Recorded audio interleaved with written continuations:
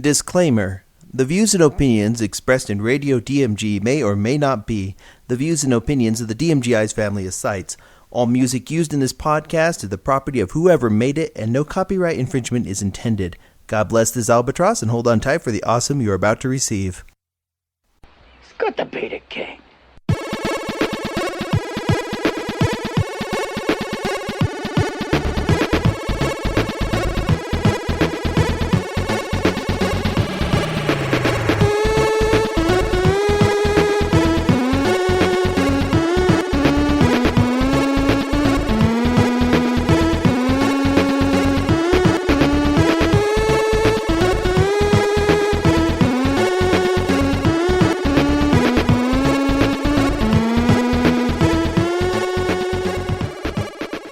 And welcome back to Radio DMG. Well, actually, welcome to this episode of Radio DMG.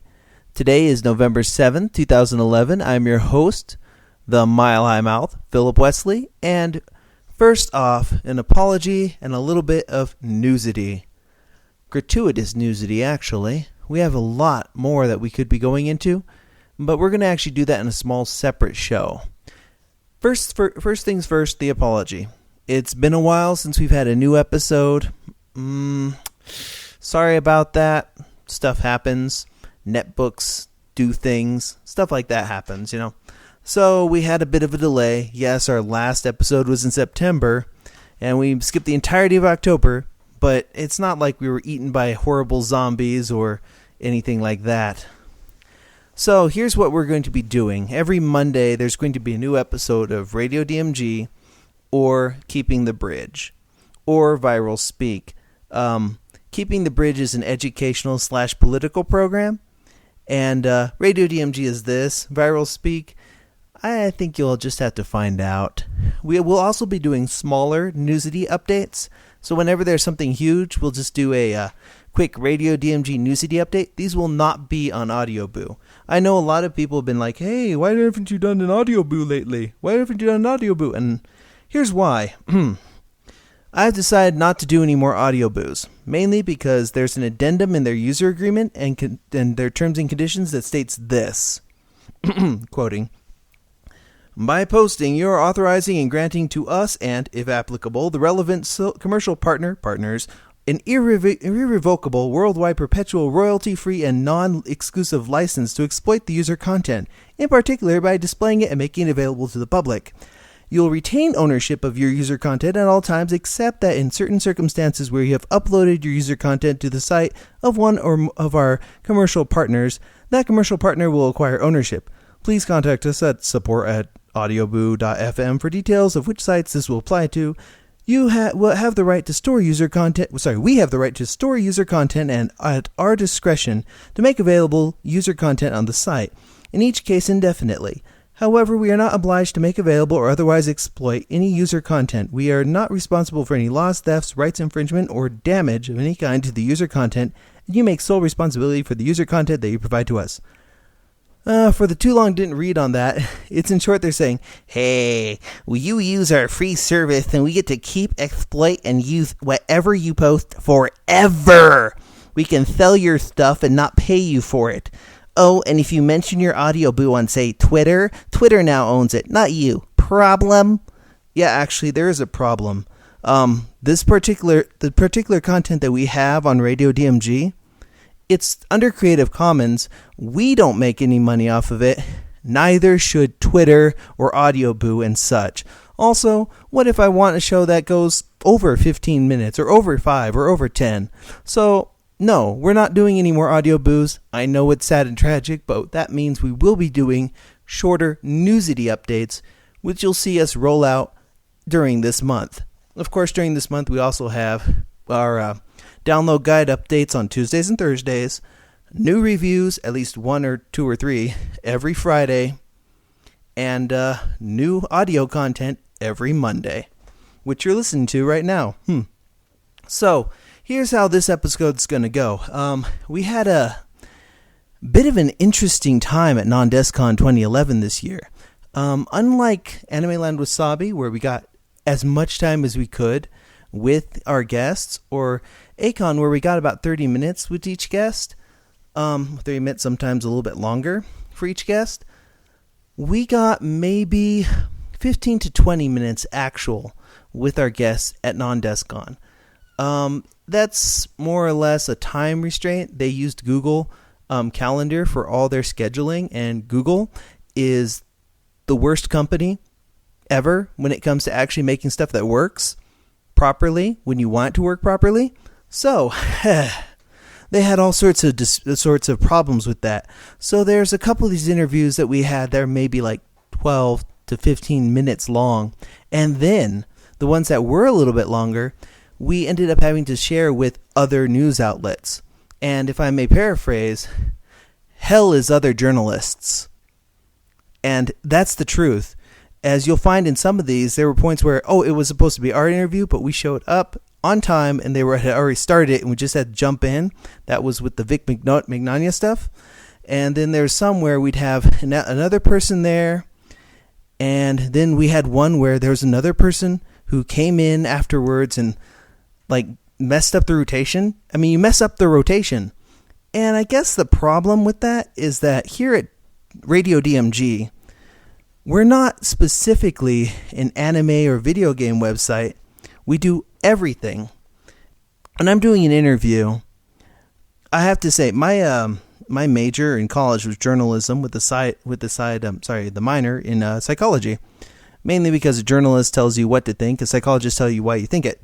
So when I'm doing an interview, I'm actually putting that psychology thing to work. I'm trying to get more out of a person I'm interviewing than say, well, what is your favorite anime character that you've played? Or when you were playing that one character on Naruto, how did it feel to pretend you were a ninja? Okay, 1, my audience isn't stupid. 2, I guess you could say the DMG part stands for Dynamic Media Generation. And that's exactly what we're trying to do. We don't want to sit there and go, well, what was it like to be a cartoon pony in this particular thing a couple years back? No. We want to know more about you. Or not just that. You know, there are fluff questions, but when you're given so little time to give questions, you have to try and get more meaty questions out, which is very important in my opinion. Now, here's the thing. Some of the questions we do have in these interviews, we do talk a little bit, because remember, this was in September. We do talk about some of the events, particularly one particular event that happened in September about 10 years back. And if there's anybody who's still very sensitive about that, or about, say, the quake, or about other items, there is some sensitive matter that we do address in some of these interviews. Now, we aren't going to have newsity in this particular episode. We're just doing 3 interviews for this one, and that will be Todd Abercorn, Stephanie Shea, and either Chris Kaysen or Patrick Seitz. Haven't decided yet. Chris Patton. Chris Patton or Chris Kaysen? Yeah, something. Patton was not there. Wait. Chris Kaysen. Yeah, Chris Kaysen. Thank you, voice that they probably didn't hear on the microphone. My staff is entirely populated by ghosts. Anyways, we'll have those. We'll have 3 interviews. What we're gonna do is we're gonna cut from this to our theme, our feature theme, and then an interview, then a small musical interlude, then another interview, then a small musical interlude, then the third interview. Then I'll just come back here for a wrap up, and then we'll do a general newsy episode a little later this week. Then next Monday we'll do some more of the Non-DESCON stuff. Then general newsity, and you get the deal. So instead of just standing here rambling a bit more, which I could actually do, because there's a lot to go over. I mean, I could tell you what we've been playing lately or whatnot. Actually, I don't really want to bore people to death with that. So let's get on to our the first of our 3 feature presentations on this episode of Radio DMG. And good evening, and welcome back to Radio DMG. I'm your host, Philip Wesley, the Mile High Mouth, and I'm here with Todd Abercorn. Hello. And we're here at Non-DESCON 2011, the 15th anniversary for Non-DESCON. So, Todd, what do you do? I'm a voice actor and producer outside of anime, and try to do a little bit of everything to stay busy in the industry. So, what have you worked on? Just in case our listeners are not familiar. I guess some of the kind of more well-known ones would be Hikaru and Oran High School Host Club, Death the Kid and Soul Eater, Alan Walker and D. Gray Man, and the upcoming Natsu and Fairy Tale are some of the biggies, I guess you could say. But there are a lot. I've been very lucky in the anime world and have done quite a few roles, and hope it keeps going. So how did you start in voice acting? I got started, I'd been involved in the entertainment industry since I was a little kid, and I got started just with a normal audition through my agent, and they didn't hate it. They let me stick around and kept let me come back, so I guess we like each other. So. Oh, that's always a good thing. Mm-hmm. So you've been in acting and voice acting, or rather theater acting, for a while, huh? Yes, I started out on the stage. Like I said, I was 10, and that began with stage, and it continued out through the years. And I did it in high school, I did it in college, I majored in theater acting, and added film to the mix at that point during college, and it just kind of blossomed from there. And I luckily I get to do all of those fun things for a job, and again, hope it keeps going. So do you remember what your first play was? First play was a musical called Westward Ho, and I was a cowboy that I believe died on stage, if I remember correctly. I wore a little black and red plaid shirt and came out on the stage, sang a little bit, and died right in the middle. Awesome. Do you remember what the song was? All I remember is the main song, but I don't. Man, it's been a long time. It's been a long time. Yeah. Just so. Getting into that, the whole dying part, was that what did you go to for being 10, having really no experience with that? Could you die on stage for us here? That's what I'm trying to get at. I think what happened there was I just was listening to the director, who was also the teacher, and she just said, "Look, you're gonna fall down on the stage. Don't move. Shut your eyes and try not to breathe." And that's all I was thinking. And if that looked like dying, then mission accomplished. Okay, you weren't like, oh. No, it was during a song, and So you just kind of flop over. Oh yeah, flopped over, and bam, I was dead. So you've actually stayed in with the theater recently. Can I ask you a bit about Theater Fusion? Theater Fusion was a nonprofit theater company that I started in 2005, right before the voiceover stuff started taking off. And our mission was to combine technology with theater to kind of get the younger audiences involved and show them that theater isn't this ancient tradition that they need to be afraid of. So we would involve, for instance, if there was a show that had where scenes took place on a train, we'd have a backdrop and we'd have train footage going past, like scenery footage going past like they're on a train, and we would have the actors move like they're on a train, and we would incorporate intelligent lighting that moved on its own when you pre-programmed it, things like that. What ended up happening was voiceover became the focus of my career, and the theater had to go on the back burner. And we still have the nonprofit status, but we haven't done anything with them for several years at this point, just because voice acting kind of took over. And for theater, you have to have really deep pockets to make that successful and to make your theater have a name for itself. And we tried to bring theater to an area of Texas at the time that didn't have it. They had everything but theater, and you have to have the capital to be able to do that. And we're doing all these other things, where not just capital financially, but capital of time to be able to do it. And we just didn't have that time to devote to it. But every play that we did sold out every night. We had great reviews and lots of articles in the paper, and it was, we had a great run. It's just, it kind of came to a close because we couldn't maintain, because it would be like I'd go to work all day, and then at night till 3 a.m, work on the theater company, wake up at 6, do it all again. So you can't maintain that forever. So that's it's on the back burner. If we'll revisit it down the road maybe, but right now it's voice acting obviously is the focus.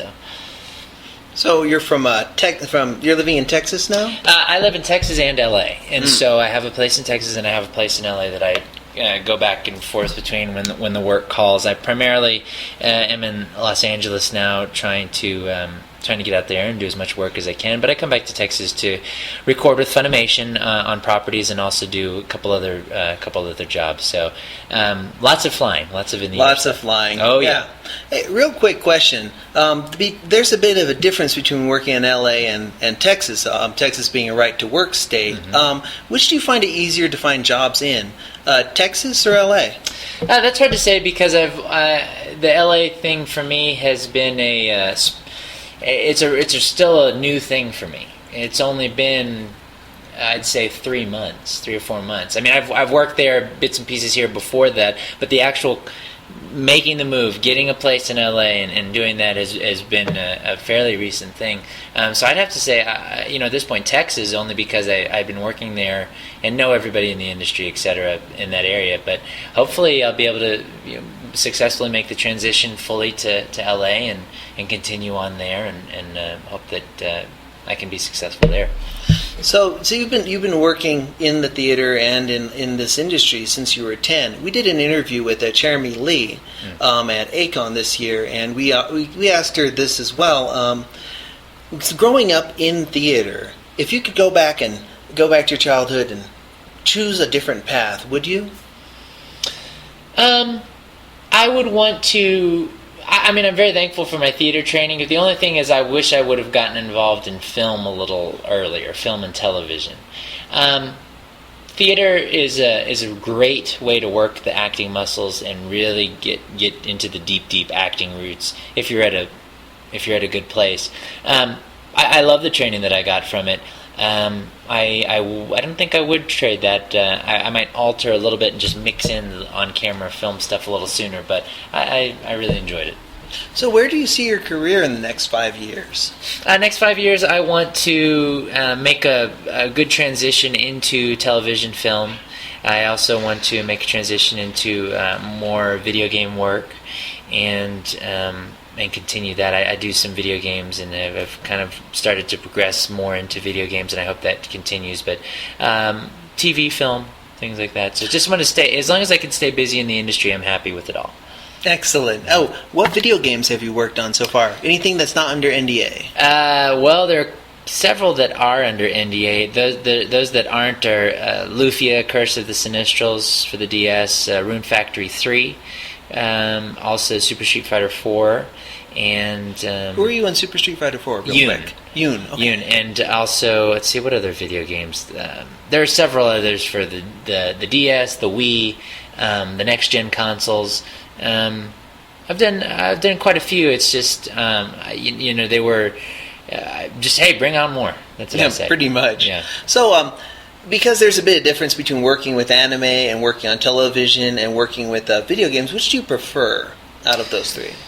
Wow.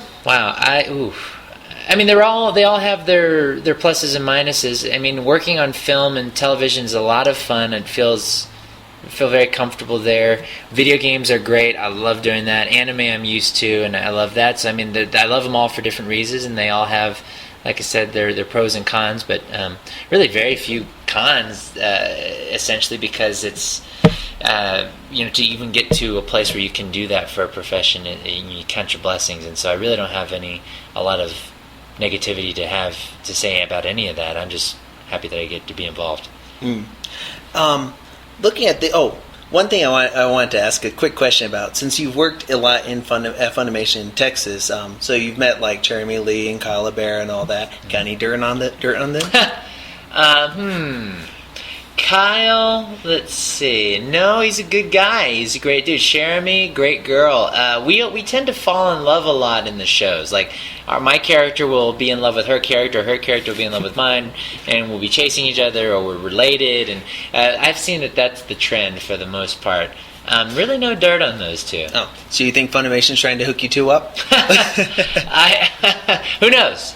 I mean, they're, Funimation, they've got a lot of tricks up their sleeve. I don't know. Absolutely. So, starting up with anime and stuff. What was your first anime that you saw? First anime that I saw before I knew it was anime, was probably Voltron. But once I knew, it was Vampire Hunter D. Vampire Hunter D? Mm-hmm. Would you have liked to have worked on that one? Would have loved to. Yeah. Oh, yeah. Actually met I met D, the guy that voiced D for the English dub. He's a very nice guy. That was a great anime. I remember it well, and I totally would have loved to have worked on it. Oh, definitely. So, aside, I've noticed that you've got like a little bit of non-voice acting credentials with Funimation. Would you like to talk a little bit about those? The stuff I've done outside of anime with Funimation would be the Funimation podcast, which had a short run. We loved it. It's just, again, it's that type of thing with the theater company where you just have so much on your plate, you just don't have time to do a quality job with it. We loved doing it. People loved watching it. I'd love to come back and do it. I'm ready to go if they are. So it was unfortunate that it ended so soon. I'm always thinking about when it's going to start up again. So. No word on that yet, huh? No word on that yet. Who do we have to kidnap Funimation for that? Just you go up there with banners and protest signs and baked goods. Baked goods, probably. Yeah, there we go. That'll probably be the best on that. Since we have only really one more question, I've asked this about a lot of people about. One thing I've noticed at anime conventions is we get a lot of people who, when they come here, they're very outspoken, outgoing, but when they get back into the normal world, they're a little bit shy and such. Since you've had experience with theaters and with these, what is your advice for helping people to take that energy outside of the convention to their normal lives? Everybody's different. Everybody has their different energies, and sometimes the people that, like Spike Spencer, for instance, what you see at the conventions is how he is. I mean, he's very energetic and very lively. Vic, pretty much the same thing you see. I mean, he's very energetic as well. For me, I like the energy at the conventions is one thing for me, and then when I'm kind of a homebody when I'm not at on the con circuit or working, because I feel like in my job I interact with people so much and I meet so many people that when I'm on my off time I do kind of want to be a little more introverted and have time for myself and to play my video games and all that kind of stuff. So, but I don't ever stew in it for too long. I would say advice, hey, that if it advice on that's a panel. We'll have to talk about that at a panel. Okay. So. No problem. Well, thank you for being here today with us for Radio DMG. You've been listening to Radio DMG. I'm your host, Philip Wesley, the Mile High Mouth, and I've been here with Todd Habercorn. Thanks, guys. And it's been nice having you on. Thank you very much. Thank you very much.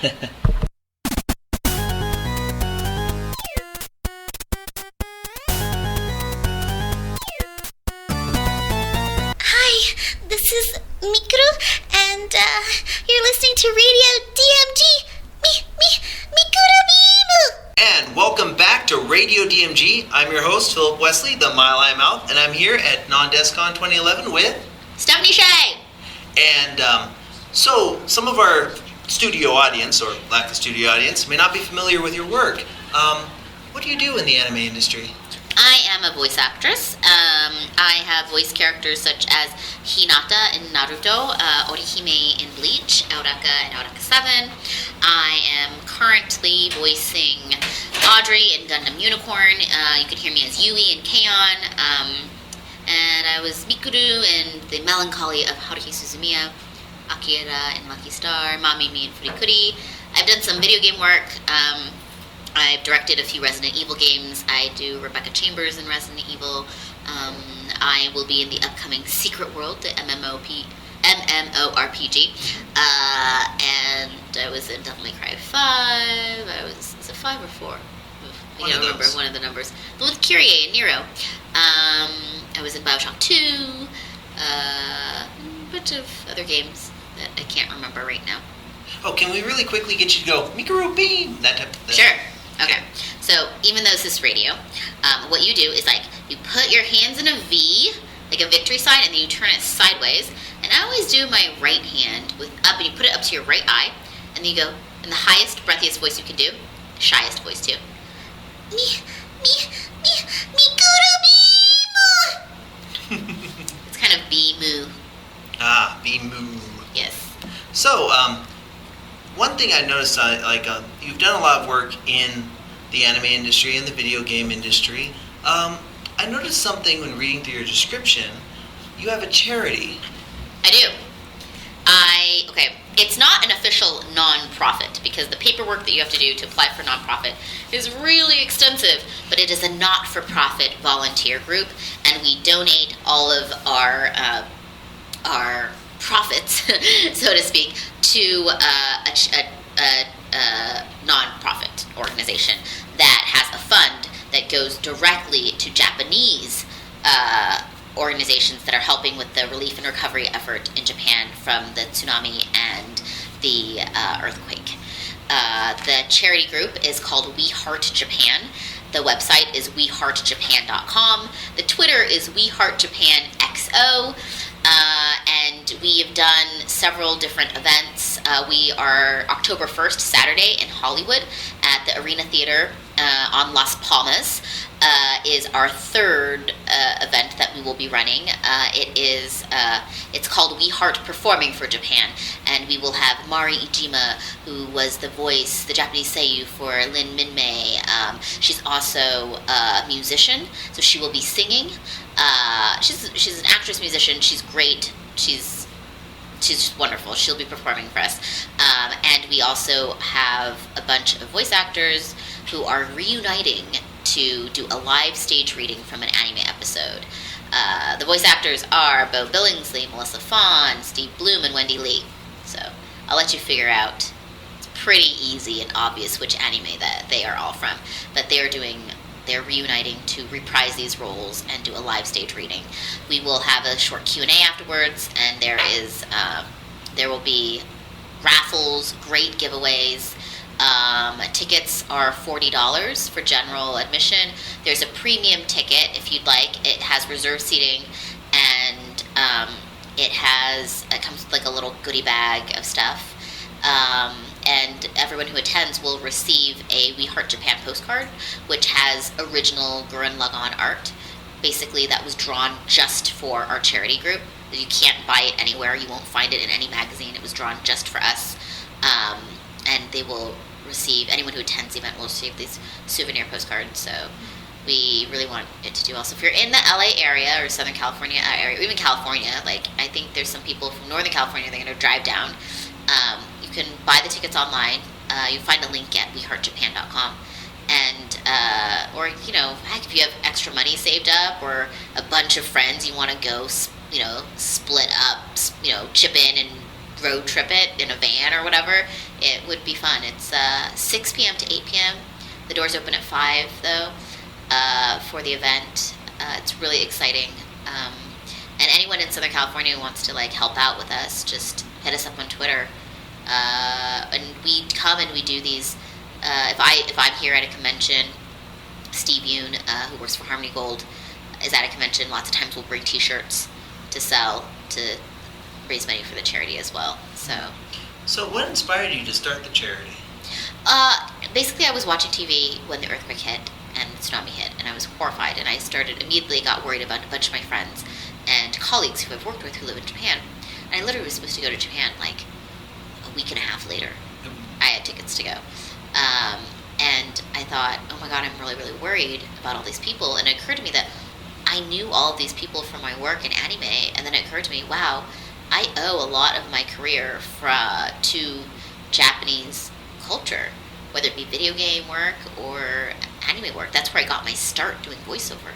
And before I became a voice actor, I was a fan of the genre of anime. And I love Japan, and so I felt like I owe them so much. And I just wanted to do something to give back. So I called up some friends, and we organized an event 7 days after the quake. It was crazy, a lot of work. I don't think I slept at all for the entire week. And so many people came out and supported us. Non-Discon just sent me a check to help us run the, the event. NYB Post also did too. Made huge donations, and we had a great event. THQ matched what we made. Sneeze. You okay? Yeah. Mm-hmm. Sorry.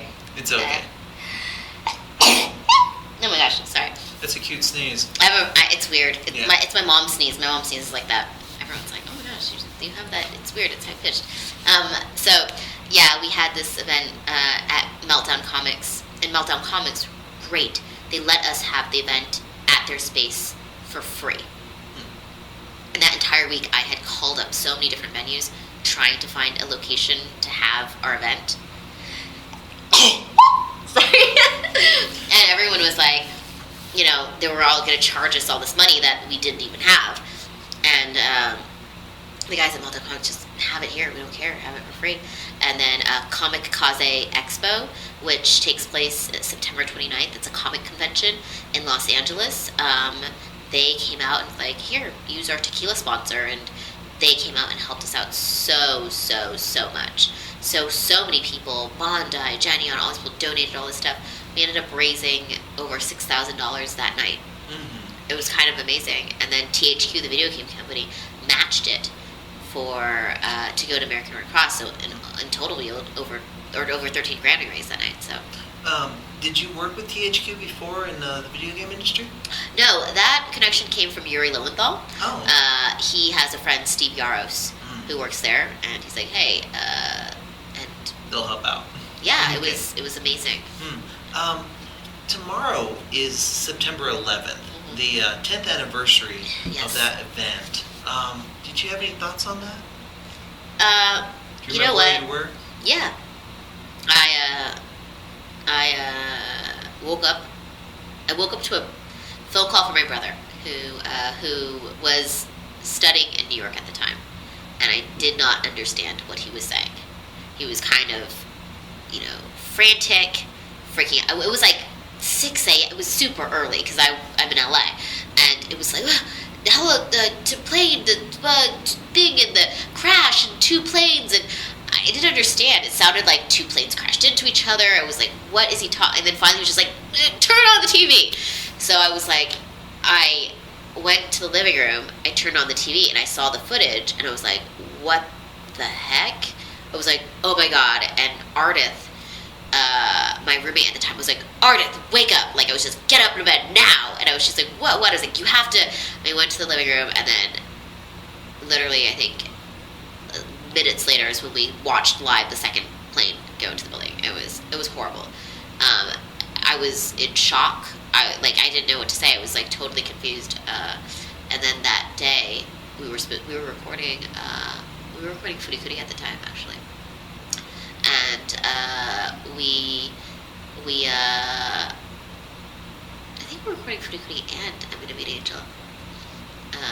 And we didn't know what to do. I was like, do we not go to work? Do we, but I think what ended up happening was like, it was so bizarre that we felt like we needed to do what we normally did. We called up the actors though and said, hey, look, we're still gonna go and we'll be here at the studio. So if you want to come in and record, come on in and we'll do the session. However, if you don't want to come in, we understand. You know what I mean? And then everybody came in though, because I think everybody just wanted to be around other people and wanted to kind of like have a sense of normal life. And it's hard to, it's so weird. It's been 10 years. You know what I mean? It's like such a defining event of our generation. I think like that's like I'm still blown away that that happened.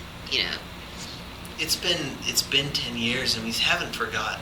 It's been kind of, it's tough sometimes to remember things. Like 10 years from now, 10 years from the Japanese earthquake, how do you think we can keep that fresh in our minds? Because that is essentially, that the earthquake in Japan affects Japan in the way that 9/11 kind of affected us here.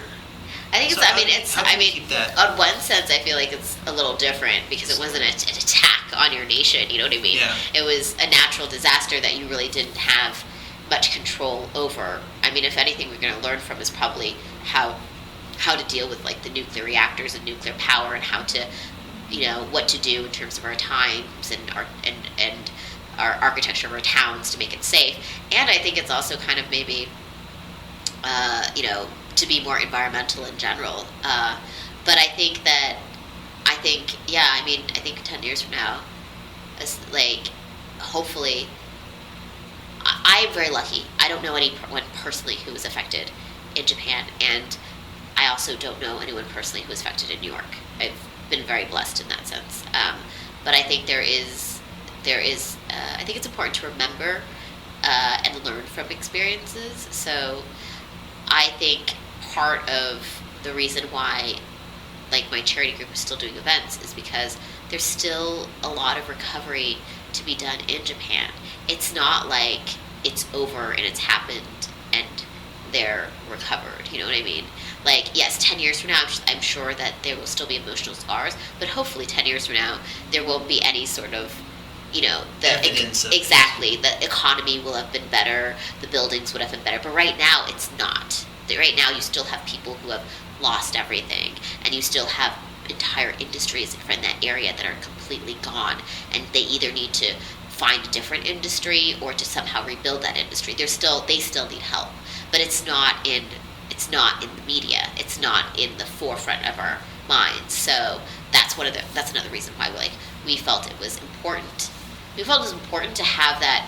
Our first event that happened 7 days later, we wanted to have that as immediately as possible because we knew that the community needed something. They needed to come together and be positive and to feel like they were doing something, and that's really important for us. And now, like, months after, how many months? It's like March till October. I had family stationed over there. So yeah, months afterwards, it's like we need to still help them up because they still need help, you know? So, it's hopefully 10 years from now, it'll just be something that, like, we can remember and kind of feel like, you know, hey, we came together and we helped out, and just kind of remember anybody that lost people, you know, but not in a sense that it's like, so I don't know. I do feel like it won't be as dramatic. Well, yeah, but also, like, September 11th completely changed our nation's policy, the way we deal with so many things. I feel like it affected, like, almost every aspect of everything, you know? It's kind of like, whereas Hiroshima was a huge moment for the world, September 11th was a huge moment for America. We kind of changed and grew different. Yeah. I think we've been a little too heavy here, so I'm gonna ask a pretty simple question. Simple question.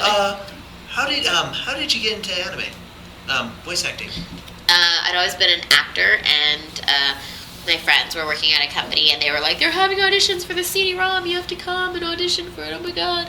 And I went in and I recorded into a cassette player, a tape player, and I got a small part, and then that company hired me as a producer, and then we got anime, like, we had licenses to 2 anime shows, I'm Gonna Be an Angel, and Furikuri, and then I auditioned for those roles. And Sync Point! Yeah. Yes. What happened to them? They broke down, and I never got the rest of my I'm Gonna Be an Angel. Oh, they never got produced. I know. Basically what happened was that company, they had investors, Broccoli, anime gamers, Broccoli, from Japan invested money in them, but the president of the company his vision of the company was different from what Broccoli thought his vision was. So they basically decided, they're going to split the assets in 2. So Digital Manga owned the label Sync Point, and Broccoli wanted to open their U.S. branch, and Digital Manga was going to help them do that, which is why they gave them, like, millions of dollars. But then when it was clear that they had different visions of the future, how to have a U.S. branch, they split in 2. And neither side really wanted to focus on anime production, is what happened. So anime gamers retained the license, but they didn't want to do any more production. They were more about producing goods, merchandising, and things like that. And Digital Manga was more about book publishing. So neither side took anime. So it never got finished producing. Yeah, I got my first 3 DVDs that I'm like, I want to know where it goes. No spoilers, don't tell me. I'll eventually find out. Somebody will rescue it, hopefully. Hopefully. Start a petition. I've seen the whole thing. It gets really dark. That's what I heard. And my character gets really kind of crazy awesome. But I never got to do that. I never got to do that part. Well, maybe Funimation will rescue it or something. Hopefully. Yeah, I should talk to Funny about that. I mean, it wouldn't be too hard for them to do. At least get a subtitle out there, like what happened to Saint Tail. Yeah. Also, this is kind of a little heavy, but also kind of a little light. And also, it's going to be our last question for this interview. Okay. What I've noticed at a lot of anime conventions is people at anime conventions are very outgoing. They're very positive. They're very upbeat. Lots of energy. Right. Unfortunately, when a lot of them leave the anime convention to their normal days at school or their work or normal life, they tend to leave that energy from the convention at the convention. Do you have any tips or suggestions on how they can take that outgoing energy from the convention to their everyday life to be more bold? I have no idea. I don't follow people around, so I don't know what they're like. I would say I know it's easier said than done. Like, I was picked on a lot when I was a kid in elementary school, but in retrospect, I feel like just know that, like yourself and know yourself and be confident in yourself and know that it doesn't matter so much what other people think. It may hurt then, but it won't hurt later. I guess, but it's also just like, it doesn't matter. You know, if someone says something mean to you, then it's like, hey, that person's not really a nice person. And as long as I don't agree with what they say, they can say all the mean things they want, as long as you don't believe it. As long as you know that you're rad, you know, that you have value, that you're smart, that, you know, like, it doesn't matter what other people say. And really, if you can get to this point that someone is being mean to you, you actually kind of have sympathy for them, because it's like, why do they feel like they need to be mean to you? You know what I mean? It's kind of sad. Maybe they're feeling insecure, or maybe that's the only way for them to feel better. And that's like, oh, then I feel bad for them that they feel that bad about themselves. You know, so it's about having confidence in yourself. So don't believe the negative things that people say, or like the weirdness or whatever. If other people don't like anime, they want to make fun of you for it. Well, you know what? Anime is cool, and it's sad for them that they don't like it and they don't get it, you know? So just don't be bothered by it, I guess, you know? Or don't surround yourself with those people. Hang out with your friends that accept you, so. Thank you so much for doing the interview. You're welcome. I know it's been a little bit heavy. Oh, it's fine. Oh, okay. I mean, it's like, you know, the world is full of ups and downs, so you can't ignore what happens. It's reality. Yeah. So. This has been Radio DMG. I'm your host, Philip Wesley, the Mile High Mouth, and I'm here at Non-Descon with Stephanie Shea. And thank you very much for the interview. Cool, thanks.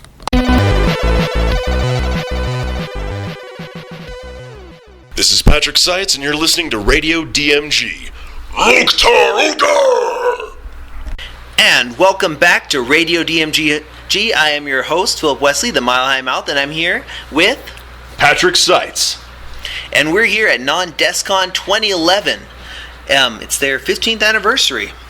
So, what do you think of the convention so far? I am having a great time. I was here last year, had a great time, and they have even upped the ante this year. Excellent. So, what is it you actually do for a living?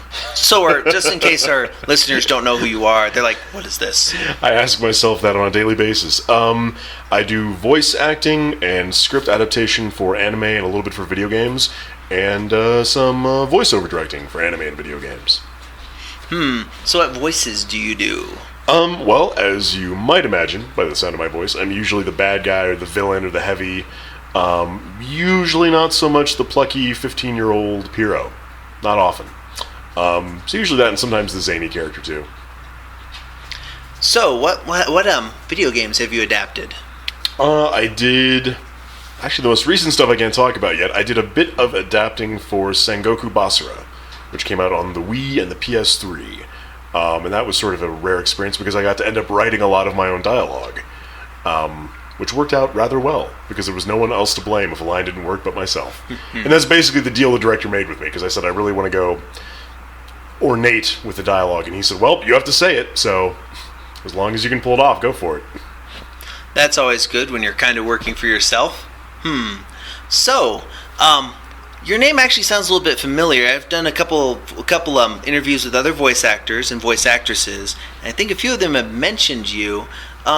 You weren't by any chance the person who got licked at one of the conventions, were you? I'm trying to remember. We have this one that comes up. It's like worst convention experience. I don't think so. Was that you? No? I mean, unless I just completely blacked it out and put it from my mind. It doesn't... That sounds horrible. No, I don't think that was me. I hope it wasn't me. I'll have to check my old archives. Let me know if it was me, because that sounds hideous. So what is your worst convention experience so far? Worst convention experience. Oh, it was Chris Patton. Oh, what? That makes sense. Okay, yeah, it does. I couldn't help myself. He looked Okay. so scrumptious. I went to this one event where there was a raffle, and I entered the raffle, and I won the Thundercat sword, like this giant metal replica of it, and it was badass. And the convention was going to ship it to me, and then they never did. Oh. And I felt bereaved. Oh, Yes. that would have been fun.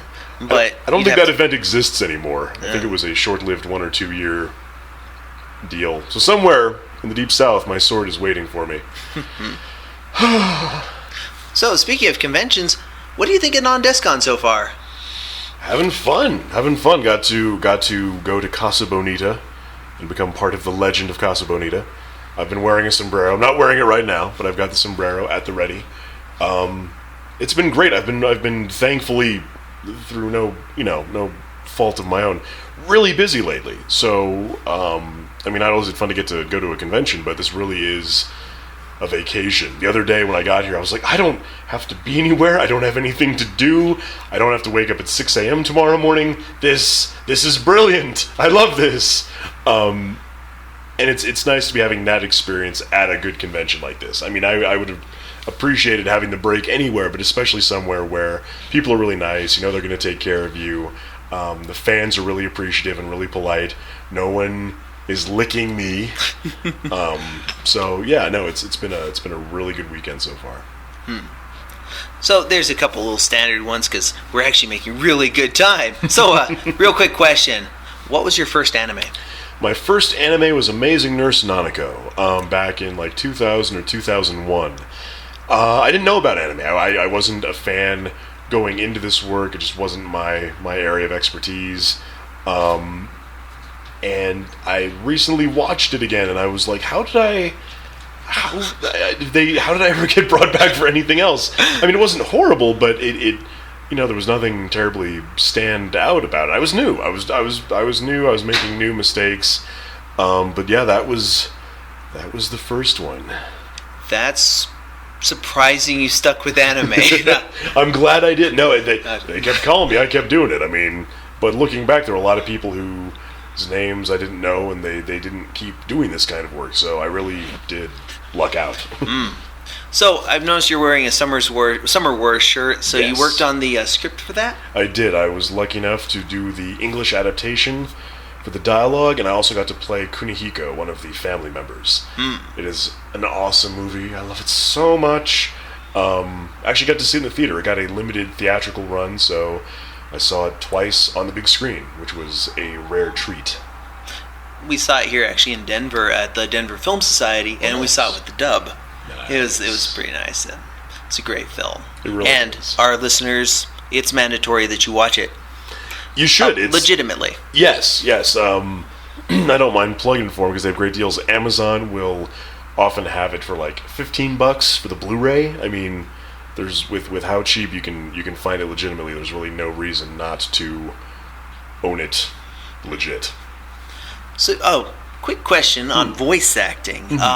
When you're given a voice acting job or so, how do you visualize your voice for your character?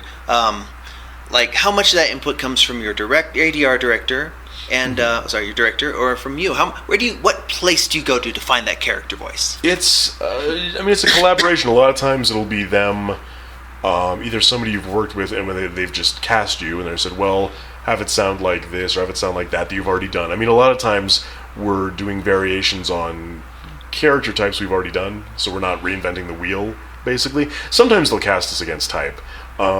Paradise Kiss, I was playing the young, suave playboy, not my usual type. Oron, playing Nekozawa, playing like the young, zany. I really wasn't doing a lot of young and zany, so against type. Sometimes they'll play the audition. They'll play the audition that you've laid down, and they'll say, okay, do it just like that, or change this, or change that. A lot of times you just look at the character's circumstances, and you look how they physically look. Because usually, especially in anime, because they don't want... it to be sort of disconcerting. People are going to sound appropriate to their appearance. You know what I mean? Yes. Like if they're big and tough looking, they're not going to have a high squeaky voice unless the show is playing that angle up.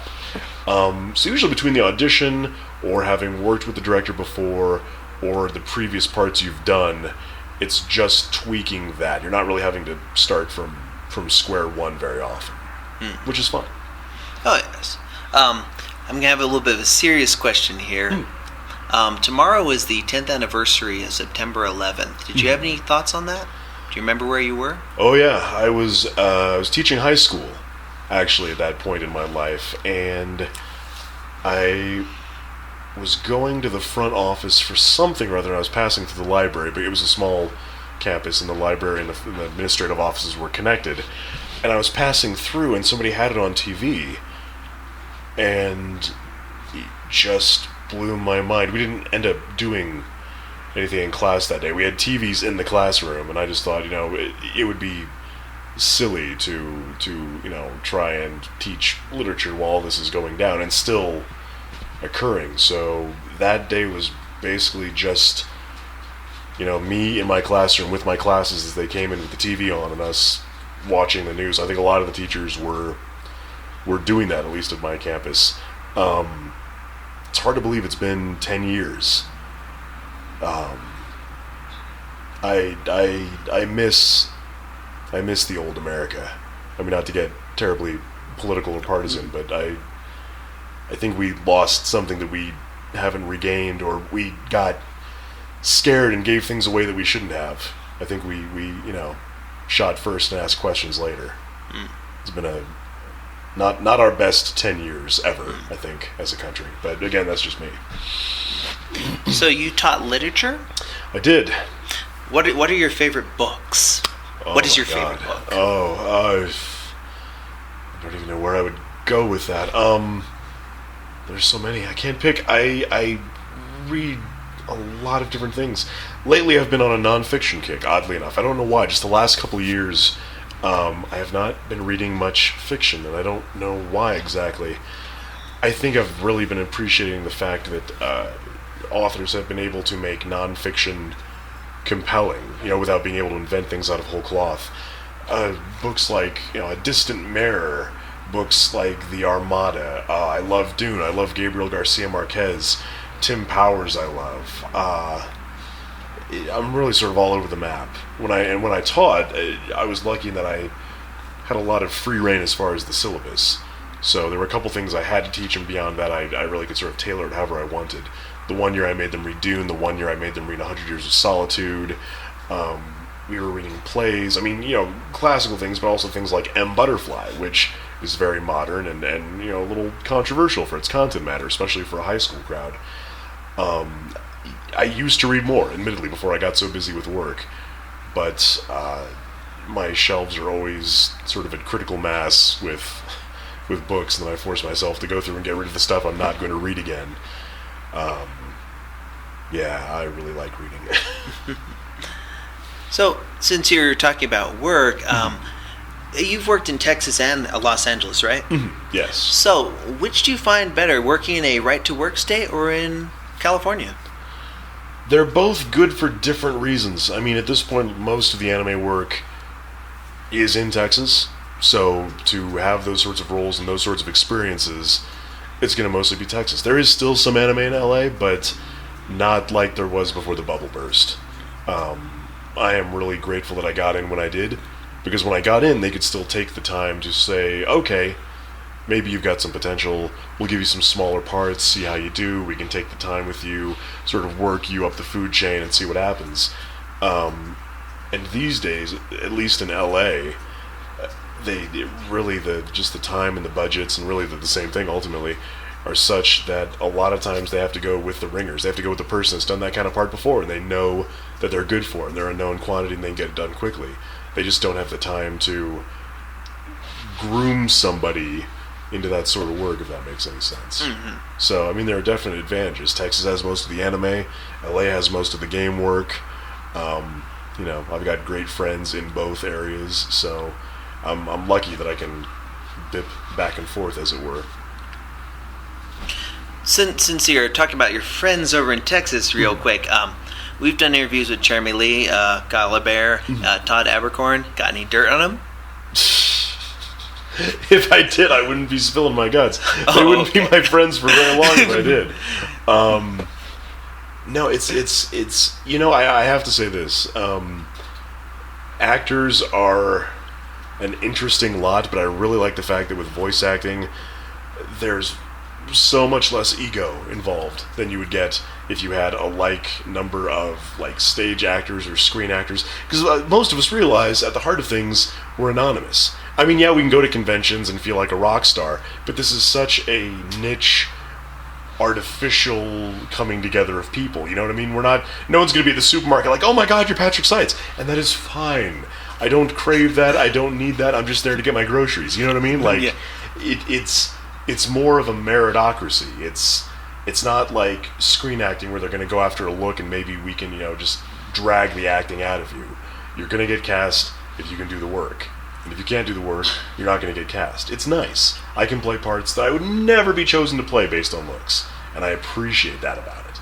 And so, by and large, we're all pretty chill, because we know that we're lucky, and it's based on the ability to do the job and not on these other sort of BS tangential considerations. If you didn't have voice acting and the ADR work and all that, where do you think you would be right now? Still teaching? Well, I think I'd be teaching at the college level. Teaching high school, God bless the people that can do it. I didn't have the temperament to do it for the rest of my working life.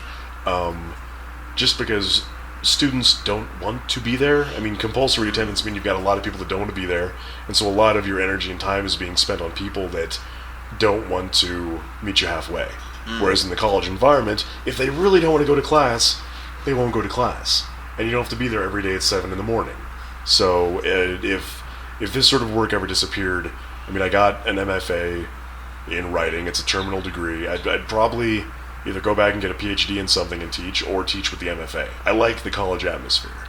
I think that would be a good environment for me, working as well as being a student again. Speaking of environment, I've noticed something at a lot of conventions where a lot of people, they're very energetic, very outspoken, very, very not shy, I guess you could say, at conventions, but when they get out into their school, work, everyday life, they just kind of clam up and just kind of go into this little shell. What is your advice to help people get out of that little shell?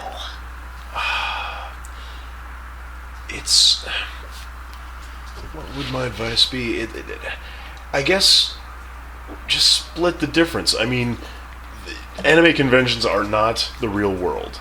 I mean, it is a certain degree of artifice to them, and that is fine. There's nothing wrong with that. I mean, it's a bunch of like-minded people getting together for a couple days to, collectively, mutually nerd out over the stuff they love, which is awesome. I guess it would just be find the folks that you know who like similar things and just cultivate that. Like, you don't have to match your levels of like convention, outwardness in your real life. Like back in high school, like I had my little group of nerd friends, and we were playing Magic and we were playing GURPS and playing video games, and we didn't know about anime, but we easily could have just plugged us into that, and that would have been our thing. So I think just split the difference. Find a couple of people. Don't put yourself out there like you don't have to be Mr. Personality. You don't have to be on 24/7. Just find some folks whose company you enjoy and kind of split the difference. Thank you for giving us this interview today. Oh yeah. This is your host Philip Wesley, the Mile High Mouth for Radio DMG, and this has been an interview with Patrick Seitz. Excellent. And welcome back to Radio DMG. I'm your host Philip Wesley, the Mile High Mouth, and you've just listened to 3 in a row interviews that we did at Non-DesCon 2011. The music in between them is pretty much stuff that I'm not sure who it's attributed to, but it's stuff I had laying around on my hard drive, and it sounded pretty good, so I was like, okay, I'll put this up. So, looking at apparently we're at the hour 5 mark, and I'm like, wait a second, it's only been an hour and 5 minutes or so? I believe that my Radio DMG listeners deserve a little bit more Radio DMG than that. So we're going to throw up another interview or two, depending. What I might do, actually, in fact, I think I will go ahead and do this. I'm going to throw up the content, the audio content that we had with Vic McNania in here. There's two recordings. They're done at two separate times, and there's other websites that are in there too, giving the interview, even though originally the first one was scheduled to be only us. Yeah, I've done no cutting. These are presented as is. I'm going to present the first one because it's two separate recordings. First one, then slight musical interlude, then second one, and then we'll come out to the real finale for this episode. A thing to note, I asked for a lot of interviews at Non-DeskCon 2011 this year, and I think we missed about maybe 3 guests, and those were ones that would require a translator. And we got a lot of audio content for you. In fact, we're going to give one particular guest, Lemon Drop Kick. We're actually going to give them their own show worth of content because we got to tape their Q&A, and we got to do an interview with them. And between those two things, between the Q&A and the interview, there was a lot of content between that. I was really, really happy with the band this year. We didn't have as many bands. Like last year we had Kaza and Echo Stream, and those were good. But this year we only had one band that went to Non-DeskCon 2011, and that was Lemon Drop Kick, and they were very good. I thought that was pretty good, and you'll get to hear that not next episode because we still have some more miscellaneous stuff. A lot of interviews that we still need to get to, like Tony Oliver, Chris Kaysen, a couple other people, and those are some pretty good interviews. We got this really great little roundtable thing going with the people who brought Robotech. Well, some people from Harmony Gold. It's pretty good. Then we've got a lot of good content. It's going to take up about 2 or 3 more episodes, and well, just enjoy it. But right now, I'm going to throw out the unfiltered, uncut, and unbegun, I guess, audio content that we have that has us and Vic and other people. So you can kind of get a little bit of why I had to quote Sartre. Actually, let me go ahead and give a little information on what I was quoting. There's a play by Sartre called No Exit. Now, No Exit, it's by Jean-Paul Sartre, and it's pretty famous because of its line that's, I'm going to butcher this French horribly, L'enfer c'est les autres, or otherwise known as Hell is Other People. I'm not French. I hardly can pronounce failure, and I'm not really sure. I probably know how to. I probably can't really spell surrender. So yeah, my French is terrible. But that's where that comes from the play from 1944 by Jean-Paul Sartre called No Exit. Basic idea is 3 people died, and they're locked into a room together for all eternity as part of their punishment. Yeah, 3 people of varying backgrounds die, go to hell, and end up together forever. Yeah. I'm sure there's no H-bomb singing in there. But, nah, I'm kidding. So, I'm going to go ahead, throw these interviews out there, yum, eat them up, and we'll be back here at the end of the interviews. Interested in what he's doing. You know what I mean? I think they can tell. There's something about the performance is a little lackluster. You know what I mean? It's like, it's just not there. But then there are other voice actors. You can tell that it has nothing to do with how much they're being paid. It has nothing to do with how big or small the role is. They are into this. They love it, and they're giving it all they've got. I think you can tell when people give performances like that. I think, and I mean, for me personally, I loved Edward Elric so much that I wanted everything that I did in that series to be good. So even if I did a line and the director said, oh, that was fine, I would say, like, can I do it one more time? I want to try something else. Because I want it to be the best it could be. Not for money's sake, just because I loved the character. Same with Tamaki from Oran, you know. So I think there's something to be said for being challenged to play a role and really giving it your best, you know. There are a lot of voice acting jobs that pay a lot more than anime. And some people, they kind of, if they get cast in an anime thing, they kind of give it 50 or 60%, you know what I mean? But they're not really invested because it doesn't pay a lot of money, you know what I mean? To them, it's just a side job. If they get the big role, you know, in Shrek 4, or, you know what I mean, or some big Hollywood thing that pays them a lot of money, yeah, then they're going to be really, you know, they're really going to give it their best. But for me, I love giving the best at any role I play, whether it's a little miscellaneous thing or a lead character. I take a great deal of joy in doing it. Oh, you can go ahead and. Oh no, we've already got plenty of questions already. Well, Give you you guys guys time. wanna jump in or I'm not sure what you guys have asked already. Not many.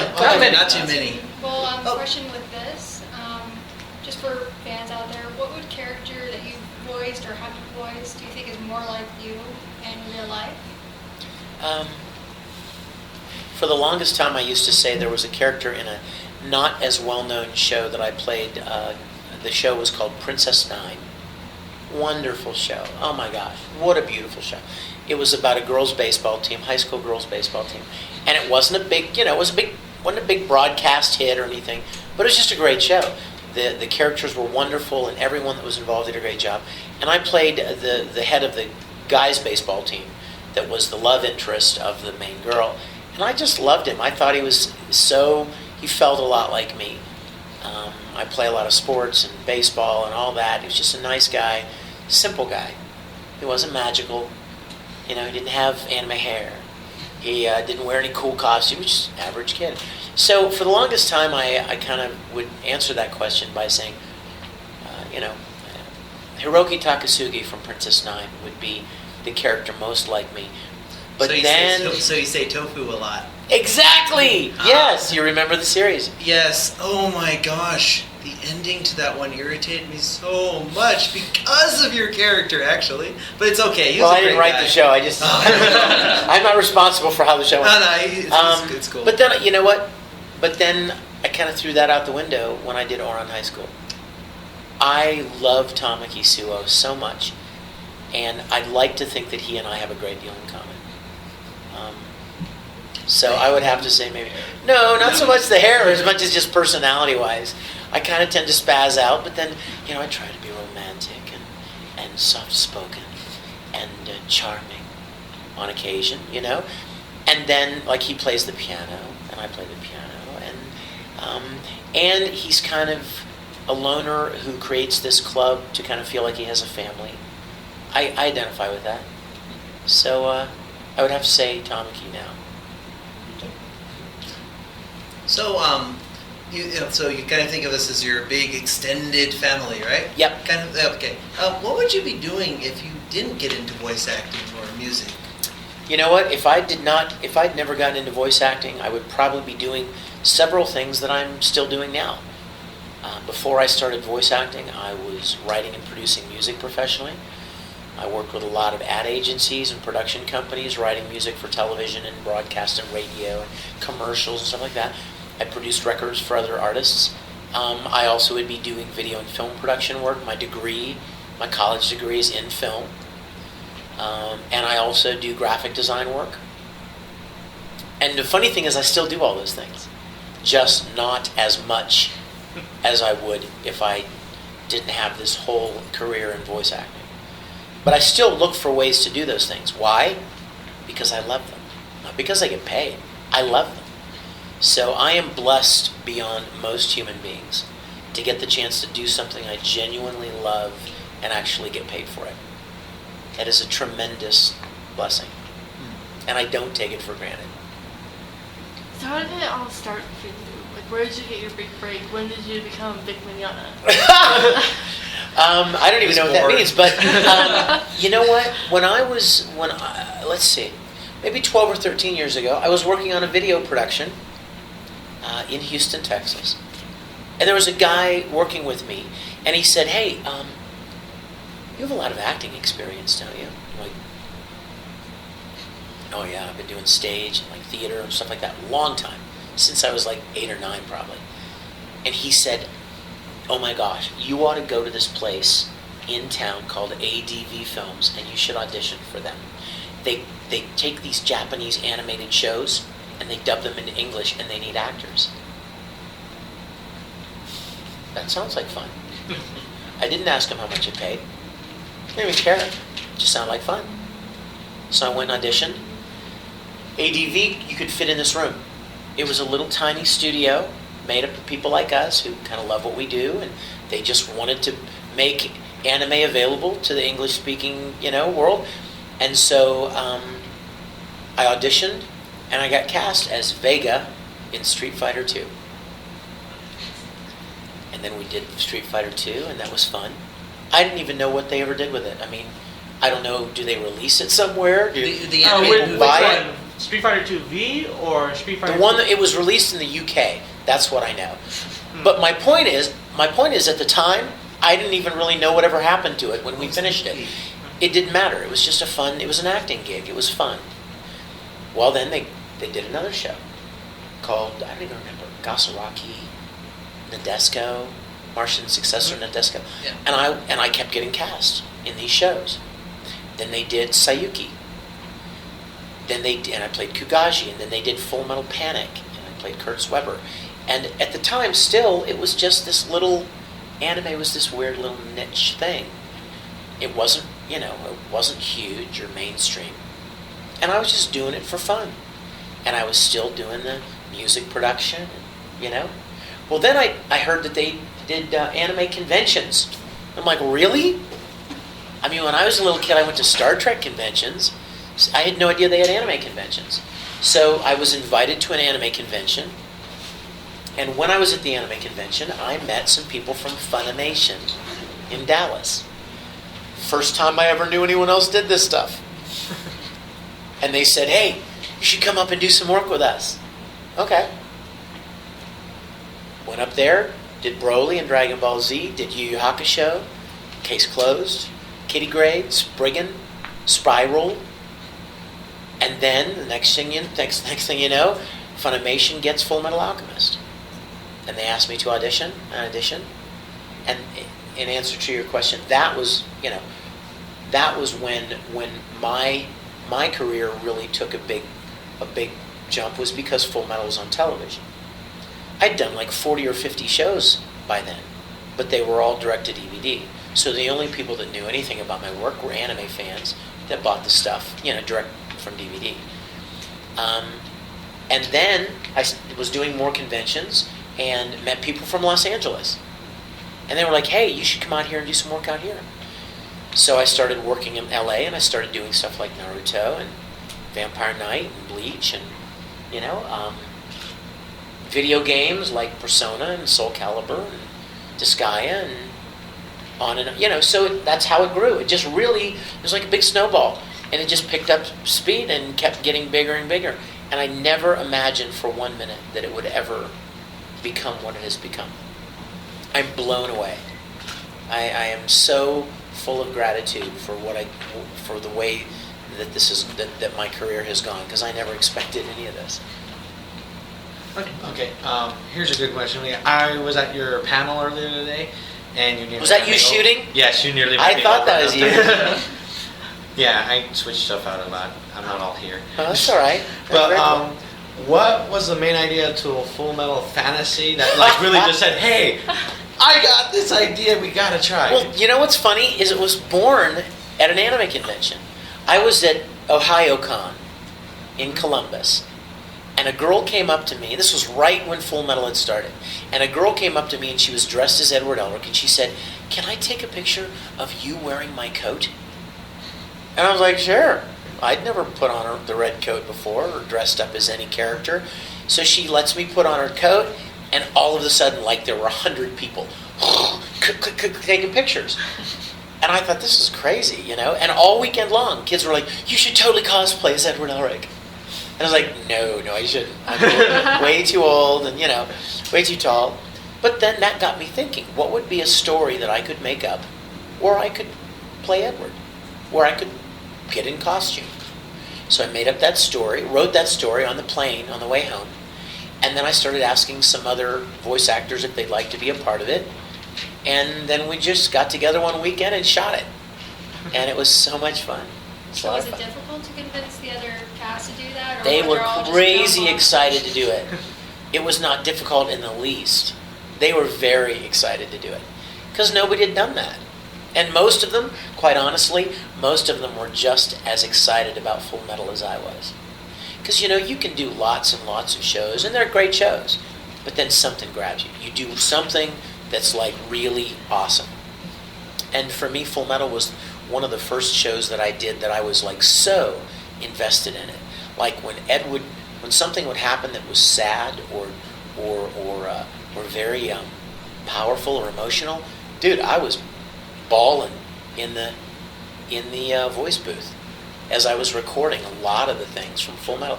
And that's why the show impacted me like that, because it was the first show I ever did that I found myself so connected to these characters, and I just loved it. Loved it. How did you go about getting the help from the doctor and the bus and everything else? Like What? What? Scene where you go in and like the doctor, whoever. Oh. Where's your mommy? You know what? Yeah, you know what? How did you get the permission for that? What permission? You mean in the doctor's office? Yeah, like how did you get That is my doctor's office in Houston, and I asked him if I could shoot something there in the waiting room. I said, just in the waiting room on Saturday, and I had to pay one of the nurses to come in and be there, to be there to make sure nobody messed anything up. And she sat there in the corner and read a magazine, and I had all of these kids from my fan club, from the Risen Bull Rangers, come in, and I had set them all around the waiting room, and we just shot it. And everything in the thing, we went downtown, we all got in a bus, and I borrowed a little mini bus from my church, and we all piled in the bus, and we would drive downtown and shoot all the stuff downtown. Then we would drive to the bus station and shoot Winry and the homunculi there. And then we would drive somewhere else and shoot some more stuff. Like, we shot that whole thing in 2 days. That whole little film we shot in 2 days. How long did it take you to edit it? A little while, but I edited it myself, and I sound designed it all myself, and I loved it. I loved it because that's what I love to do.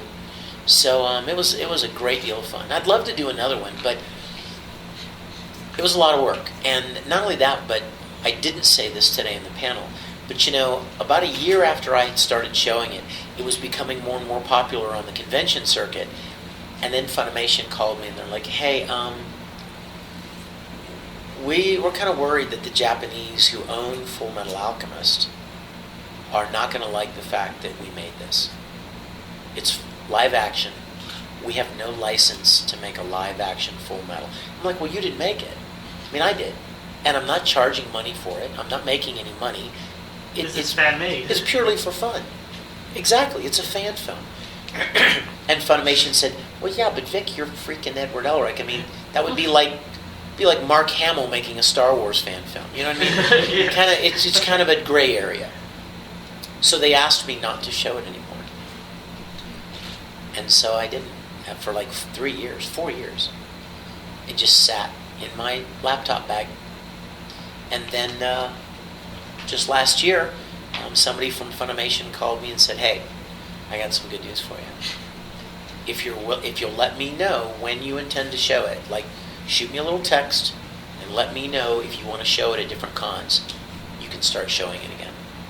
And so that's when I started, about a year ago, and have been sharing it at most of the cons I've attended since then. I have a bit of a question on. You mentioned that you grew up in the theater before you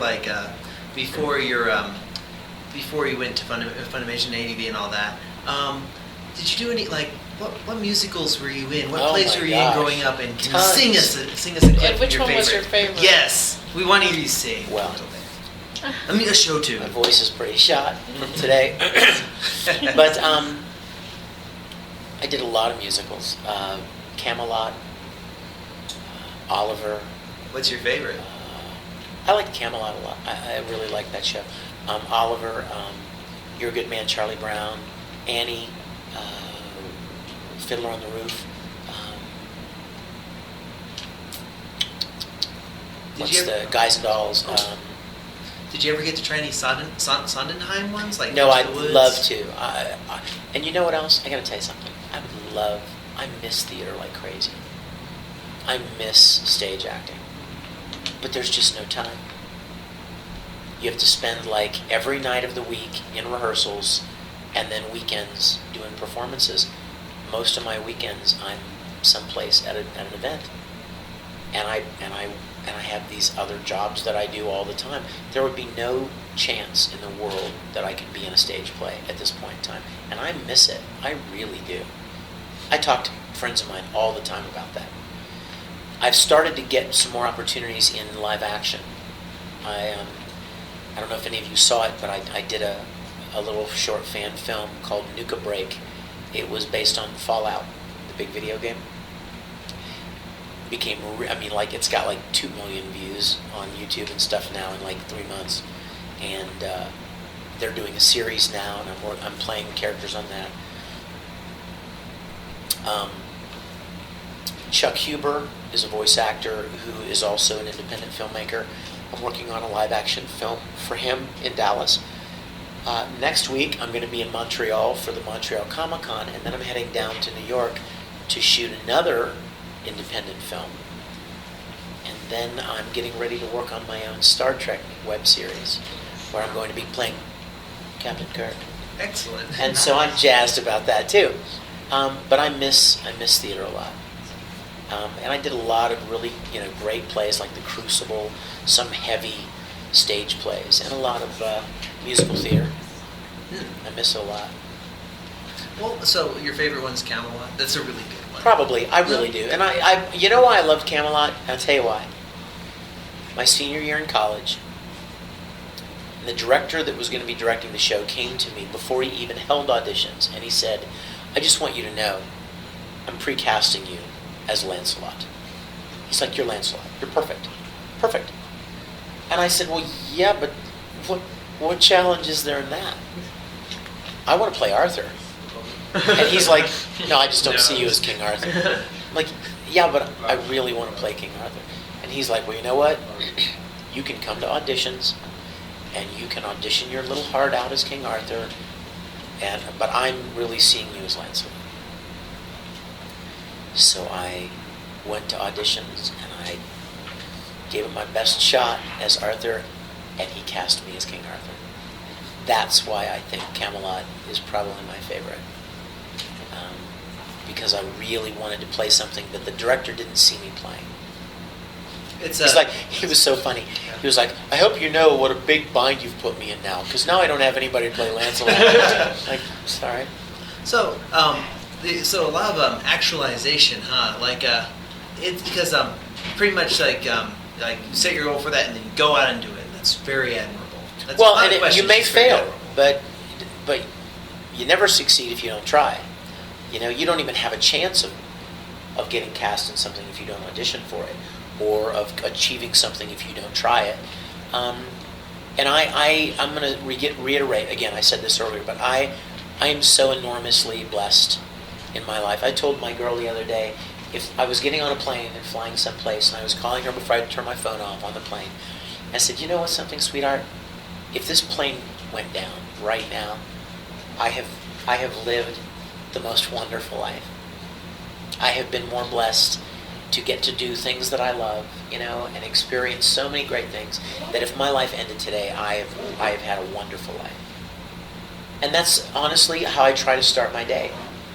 I wake up every morning and I kind of drop down to my knees and just thank God for the privilege to get to do stuff that I love and to get to interact with people all over the world, and hopefully do things that people enjoy, make them laugh, make them cry, entertain them, and maybe even in a lot of cases get the chance to have some kind of a positive impact on a lot of kids that are at real pivotal places in their lives.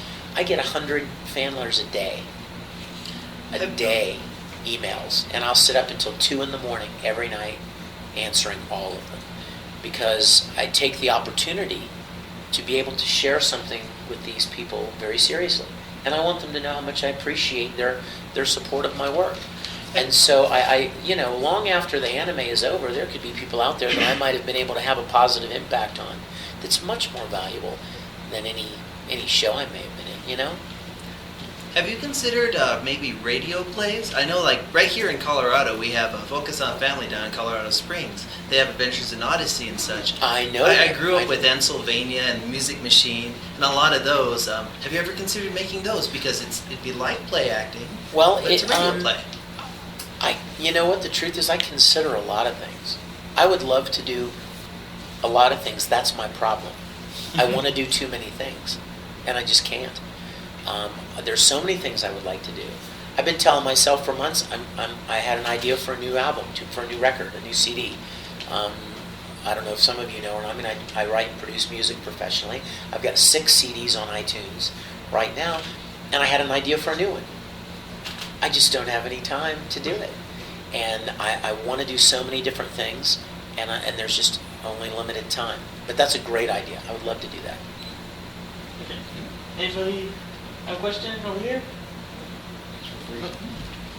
So you do a lot of film work. This is just personally for me. I'm hoping to get into post-production. Any advice on that? Are you a Final Cut Pro girl? Oh, that's my girl. Nice. I will tell you this. It's a lot easier to get into the technical side of production than it is to get in front of the camera. So many people want to get into the performing side of everything. Like they want to be a singer. But nowhere near as many people want to be a sound engineer. And everybody wants to be an actor, but far less people want to be an editor or a DP, you know, or a sound guy, you know. So you're already ahead of the curve to want to learn to do the technical side of things. The only encouragement I would give you, my dear, is just do the thing. Don't wait to be hired to do anything. Just do it. Make up an idea and take an SLR and go out and shoot something. Make up a story and shoot it and cut it. And then sound design it. Not because you were hired to, or not because it's going to become popular or make you any money, but just to refine your skills and to get better and more comfortable with those things. And then the day is going to come when somebody says, hey, have you ever done anything like this? Or I'm looking for somebody to do such and such. And you go, here, I did this. And they're blown away. And you're in. I did a video for one of the anime or the Funimation contests they had for... Really? That's how you do it. You just do the thing, you know? There's so many people, like even voice acting. So many people are like, you know, they think one day they're going to get discovered or hired or something, but they don't do anything up to that point. And there are plenty of opportunities to develop your skills if you just want to do it. So yeah, that's what I would encourage you to do. Make up your own stuff. Yeah, absolutely. Hey, Vic. Yeah. Would you mind a couple of flash shots? Not at all, man. Sure. All right. Not at all. Oh, dude, knock yourself out. Whatever. Yeah. No, not at all.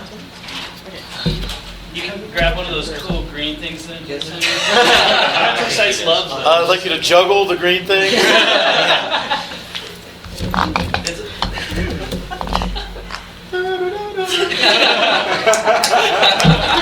used to be able to do this. These are big balls. Oh, there we go. Okay. What's another question? Okay. Do you have any, just because you worked in the industry for years, do you have any just funny stories you want to get off? Here we go. That's a whole different day right there. I have lots of fun stories. You know, the problem is if you get too many fun stories, they all kind of melt together.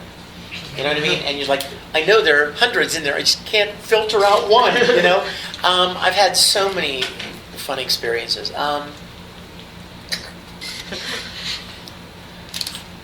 Oh gosh, let's see. You use the one today. You did in the What? You kissed the guy on the cheek. No, that was kind of weird. But you know, I have this thing that I love to do every once in a while. In the recording studio, you've got a control room where the engineer and the director sit.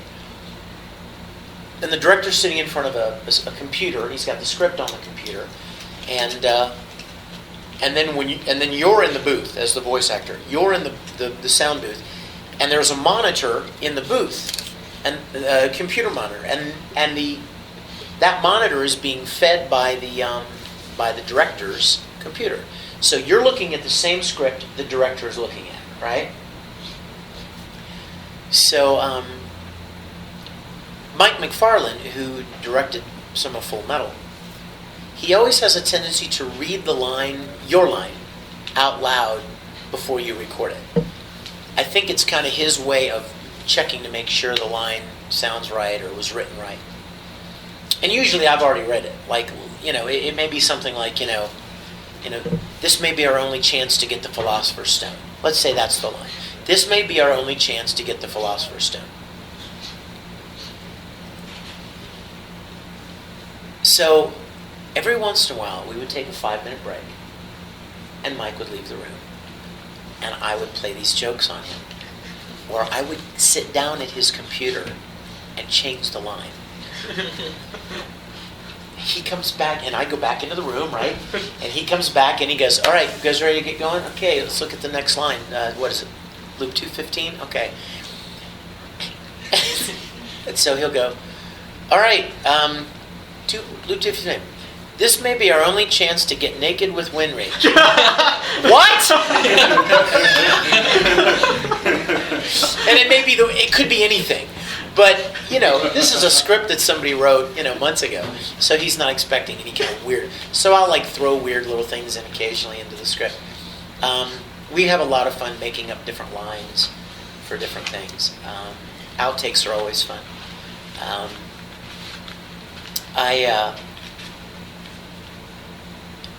The funny thing is, some of you may or may not know this, we record alone. There's nobody else in the booth. So a lot of the fun moments of hijinks or interaction that you may have with another actor, like in a stage play or something, you don't get those. You are by yourself. So most of the funny moments just kind of happen with you and as you're recording something, and director and engineer there. Here's another funny story. I was recording Dean Angel, and David Williams was the director, and there was another guy engineering.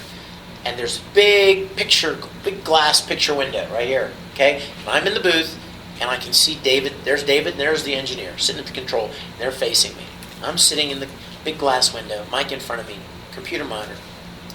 And so getting ready to record my line. I don't even know what it was. It's, something Dark would say. I don't even know. How about a date with Phantom Dark? Okay, right. What? How about a date with Phantom Dark? Dark? So, how about a date with Phantom Dark? So, I'm looking at the monitor, right? And I hear in my ear, boop, boop, boop. And where the fourth beep should be is where you start recording. It's a cue. So I'm looking at the monitor. Boop, boop, boop. How about a date with Phantom? And I hear something going boom. And I didn't know what it was. And David Williams comes on the speaker. What was that? I was like, I don't know. I'm just sitting here. Guess what? We got to do it again. It ruined the take. Boop, boop, boop. How'd you like to go on a date with boom? And David's like, Vic, what are you doing? Are you kicking the chair? What's up? I'm like, dude, I'm not doing anything. I have no idea what that sound is. He's like, let's go again, Vic. That's right. So, like I'm doing it, but I'm not. So this time, it's like, boop, boop, boop. How'd you like to go out on a date? And I looked up, and the engineer had a big rubber band, and he shot it at the glass window, and I heard boom, like, you bugger, and we just started cracking up, and then he started playing it over and over again. So you would hear boom, and then he looped it. So it was going boom, boom, boom, boom, and then he sped it up. Boom, boom, boom, boom, boom. And it, like just all these weird things. Then he slowed it down. Boom, boom, and we were just sitting there like dying laughing. I don't even know why, but it was just one of those fun little, those little jokes we play on each other. There are a lot of fun stories over the years. There was the show called Air. Anybody know that show? Air. Yep. Beautiful show. Beautiful show. Play this homeless guy, and it's a very sad show. Gold. Pretty much. Yeah, Yukito was the character. And so there was one scene where Yukito falls into this stream of water. And he looks up and there's this cute little girl standing at the top of the hill. And so he gets up and he's all soaking wet. And he's walking up the hill. And he's talking to her as he's walking. And then he gets up to the top of the hill and she reaches her hand down and he takes her hand and she pulls him up to the top, right? Well, I'm voice acting this. So I'm talking and I'm doing the Yukito thing. And then when I take her hand, I'm like, little effort, right? And that laugh, thanks. I don't even know why I did this. But we were recording and I took her hand and I went, and the director just started dying laughing because it fit in perfect, like as you were grunting to pull yourself up. So then, like the whole rest of the episode, every time like Yukito sat down on a bench, I'd go, we just started making fart noises, and that's so juvenile, but it was so much fun. We laughed so hard. Oh my gosh. Yes, lots of fun stories. We have time for just maybe one more question. One more question? Should we do a lottery? Rock, paper, scissors. Okay, rock, paper, scissors. We'll do this. Who's? You are representing. Come on, let Loco wins. You go. Oh, yeah. What? You got the list? Alright. I know read well. What is it about anime that you think draws people into this sort of world that we have all created?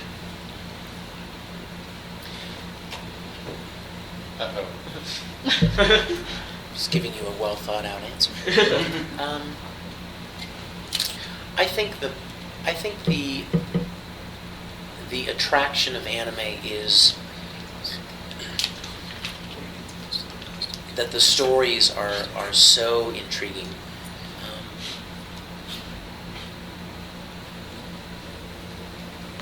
Because they're created in Japan, they have a completely different sensibility about them. You know what I mean? I've often done shows and something would happen in the show and I would look at the director and I'd be like, who thought of this? It was never even occurred to me. Some of these twists and some of these weird things, would never even occur to an American writer. But culturally, they have these amazing creative ideas. And I think they're so intriguing to us because they're so different from the way we would normally think, the way our thought processes would go, Like, what does getting a nosebleed have to do with getting turned on, right? Or seeing a cute girl bleed? What does that have to do with anything? Would never even occur to you. Would it occur to you if you were going to write a story and when you get excited by a girl, your nosebleed? What? Why would that happen? But they come up with all of, and like Full Metal and Evangelion and some really interesting story ideas and characters and character designs and the stylized artwork, the way everything looks and sounds. It is all very interesting to our culture, just as conversely, our culture is extremely interesting to them. They eat up our stuff like we eat up theirs. Do you know that? Go to Tokyo, man. Like, they like literally make T-shirts with English words on them that don't even mean anything because they're intrigued by our language. Just certain words that they like the sound of them. Characters, animated shows, movies, they are as intrigued by what we create on our side of the ocean as we are by what they create. Because it's so counter to the way they think. They're as fascinated by the stories we come up with sometimes as we are by theirs. But I think in answer to your question, I think the combination of all of the amazingly creative, whether it be story, character designs, animation, music, all of it, are so intriguing to us that and there's something for everyone. It's not just like kiddie stuff, like when I try to tell people I voice anime, they're like, well, like Pokemon? Because that's, you know, their kid likes Pokemon. That's all they know. Anime is Pokemon or Yu-Gi-Oh. Like, no, there's a whole universe of different types of anime for every different kind of person. And that's another thing that I think people really love about anime, is that no matter who you are or what your particular interests are, you can find a story that appeals to you. There's something for everybody. And I personally absolutely love how anime brings so many different types of people together for even at a convention, for one weekend. You got 7,000 people, right, who are from every conceivable different background, age group, life experience, but they're brought together by this one common interest. And it's like a big family atmosphere. It's like everybody's happy and having a good time and friendly with everybody. It's awesome. I think the rest of the world could learn some valuable lessons from the kind of way that everybody enjoys each other, gets along with each other at anime conventions. I tell my friends, you know, that don't know anything about anime, about that, and they can't believe it. I mean, they can't imagine that it would be like that. And then I'll get them to come with me to a convention, and they're just blown away. They're blown away by how everybody's got a smile on their face. Everyone's having so much fun, you know. They feel like they belong. Most of the time, so many anime fans a lot of them get like ostracized or made fun of or teased, or they feel a little bit like an outcast, whether, you know, high school or college or whatever. And for one weekend, they're part of the group. They are accepted, and the costume they spent months making, everyone's taking pictures of it. You know, I love that. I love people getting the chance to feel like they're accepted and they're part of the group. And that's something that I want to do my best to try to encourage in my career and in my going to conventions and doing appearances. I want to be able to encourage that kind of attitude and that kind of spirit. Anything else? What time is it? That was the last question. Anything else? What? Hey, listen, you guys, we're going to do this again tomorrow, right? What time? We talked about splitting it in half, because I had to go someplace tonight, so I couldn't go all the way to 7. But I'm happy to do some tomorrow. It depends on what the press room availability is. So we don't know that yet? We don't know that yet. Okay. Well, you guys, if there's anything else you'd like to talk about, I asked them to carve out an hour for me tomorrow, and if you guys want to come check with the press room and find out, and if there's anything you'd like to talk about, feel free to come back tomorrow. Okay.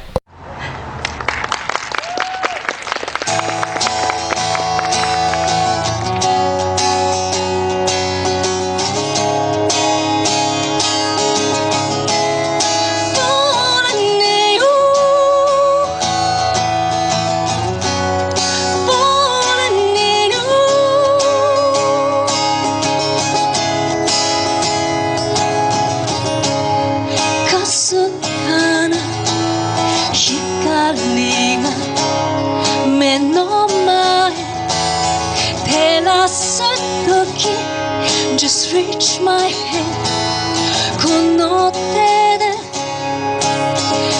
祈りを捧げる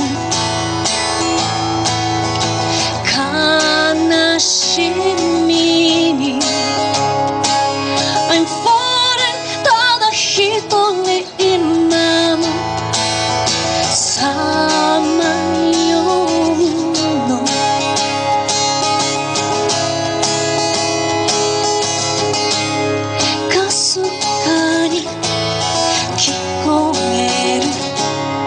あなたの呼ぶ声が It says my heart この胸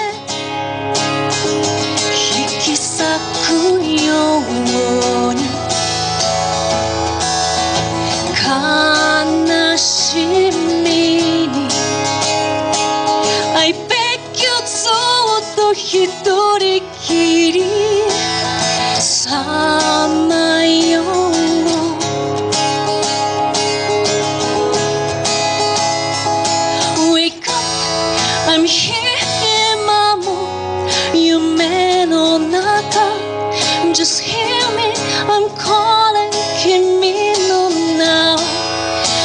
here so calling for you.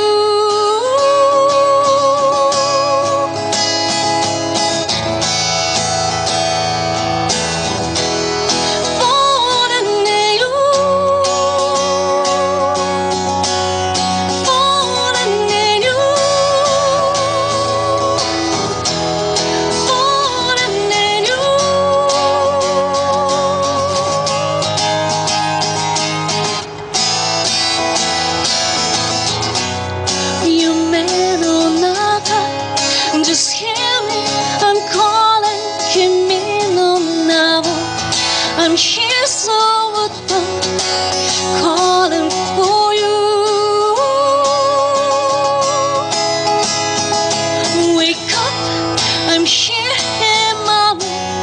夢の中 Just hear me, I'm calling, 君の名を I'm here so calling for you.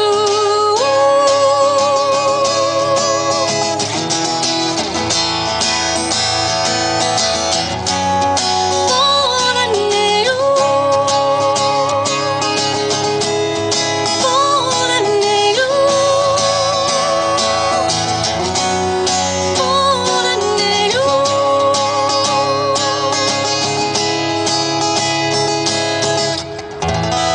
Thank you very much. Hideki Kazuha, thank you very much. Thank you. Hey out there, this is Todd Habercorn, and you're listening to Radio DMG. 10 at night or 10 in the morning. Happens. I was all sorts of confused. I thought it was 6, and then I told it was 10, and I'm like, what's going on? I was always under the impression that it was this morning from 10 to 11. Yeah. Apparently, unbeknownst to me, all these other people were throwing numbers around. Well, I didn't even hear about it until we came. We just finished up interviewing. Naples and Litherus. Oh, yeah. We share another interview later today. Michael. And like right at the end, they're like, Yeah, "Oh, you guys Michael run downstairs and go I interview." can't say his name. Like, what? No, that was miscommunication with the staff, that's I think. okay. We got this, so we're saying. Yeah, I hope. I mean, I understand not much goes on at 10 a.m. on a Sunday morning at a gun, but I appreciate you guys being here. No problem. Happy to find some stuff. I told the staff, I'm like, look, I need to sleep just as much as anybody else. I got to so sleep if at nobody's 4. going to show up, let me know, because I don't want to get out. Oh, yeah, nobody came. So thank you for being here. No problem. So, hey, since you guys were here before us, you guys want to start out with the first questions? Well, I've got an easy one. Okay. How long does it take to do that wonderful hair? You know what's funny? Not long at all. I'm serious. I don't really do much to it. I get out of the shower and I comb it and I kind of mess it up, and then I kind of get dressed, and by the time I'm dressed, it's half dried anyway. And then I'll just take the blow dryer and dry the rest of it, and then spray it. I don't normally wear it like this up, but I kind of do that sometimes at cons because, hey, if there's some place you can get away with wild hair, it's an anime con. Yeah, that's for sure. You kind of become like a convention rock star. Like, you're all over the place, and there's like a line everywhere. So how does it feel to kind of have that going on? I'll tell you what, man. I do not take one bit of it for granted. Yeah. And I hope the fans know that. I'll tell you, I started doing conventions, a long time ago. I've been in the business a long time, and I kind of feel like I served my time, going to conventions like for absolutely nothing but just building the industry and promoting the industry, And I've seen the convention circuit and fandom grow so much. And I'm just, I know you remember yesterday, how many times did I use the word grateful? Oh. I am so grateful and so blown away every morning that I've been given the opportunity not only to do something that I really love to do, but also to bring some joy and some entertainment, some laughter, and some, whatever, encouragement, you name it, to the fans. And my singular goal is for them to know how much I appreciate their love and their support, and I think they sense that, and so it kind of, you know what I mean? It's cyclical. It feeds itself. Yeah. The nicer you are to them, and you pour yourself into your work, and you make yourself available to them when you do events. You know what I mean? They appreciate that, and then they tell their friends, and then it just grows. So the short answer to your question would be it feels really, really good. Awesome. But at the same time, I'm very, very grateful for it, and I don't take it for granted at all. I have a little bit of I guess you could say unconventional questions, so just a little bit of preparation. No pun intended. Unconventional. Yeah. So, real quick question. How did you meet Michelle, and how did you propose? You're not going to believe... You know why I'm in love with this girl? I met her at an anime convention. Now, if you guys know anything about me, you know that I'm a Star Trek nerd and anime voice actor, you know what I mean? Like a nerd, a geek. I'm one of you. I mean, I am a sci-fi... You proved that last night. Right? Lightsabers, Star Wars. I go to Star Wars cons dressed in Jedi robes. I've got these amazing Jedi robes. I have a lightsaber website. I'm a nerd, just like most of the people that attend the conventions. And so you got to figure that the chances of finding a hot chick who is also a nerd, who is also around your age, and you know what I'm saying, and kind of similar interests, that's a pretty small field. You know what I mean? I mean, people tease me all the time. What's it like to have all these screaming girls after you? Well, it's really cute, but they're 14. So it's not like, hey, want to come to my room later? I mean, there is not even it doesn't even occur to me that there would be any kind of a romantic thing. Most of them I see them more as like they could be my daughters, And so when I was, you know what? It was in 2007. I was the first American guest of honor ever at Anime Expo in Los Angeles. They had traditionally only reserved that title for Japanese guests, and they decided that was going to be the first year that they made a couple of voice actors guests of honor, American voice actors, and it was me and Laura Bailey, and I was doing a Q&A session and looked down over the sea of kids, and here's this woman, very lovely. Bright red hair. Yeah, you couldn't miss that, right? And then after, I was talking to some people, and she was standing right there, and I saw her again, and I was like, she looks familiar, but I don't know where I've seen her. Maybe I haven't. But I used the cheapest line, and it wasn't a line. It was a genuine question. I'm like, she walked up, and I said, have I met you before? Do I know you from somewhere? And she was like, no, but, you're about to. And immediately she was like, you've met her. She's all personality and, animated, pardon the pun, and vibrant, and you know what I mean? And just very engaging. And we sat down on a bench in some hallway at the Los Angeles Convention Center for like 3 hours and just talked and talked and talked. And we couldn't get the words out fast enough because we were so like, everything she said, I was so excited because she was expressing interest in this and a love for that, and she's an actress, and oh my God, I'm an actor, and you're an actor, and music, and on it went. And I never expected to, anything to ever come of it. But the more I learned about her, the more wonderful she became. So she's one of those rare mixes of nerd girl, geeky, sci-fi loving, anime loving girl who is beautiful and intelligent, educated, and articulate, talented, funny. So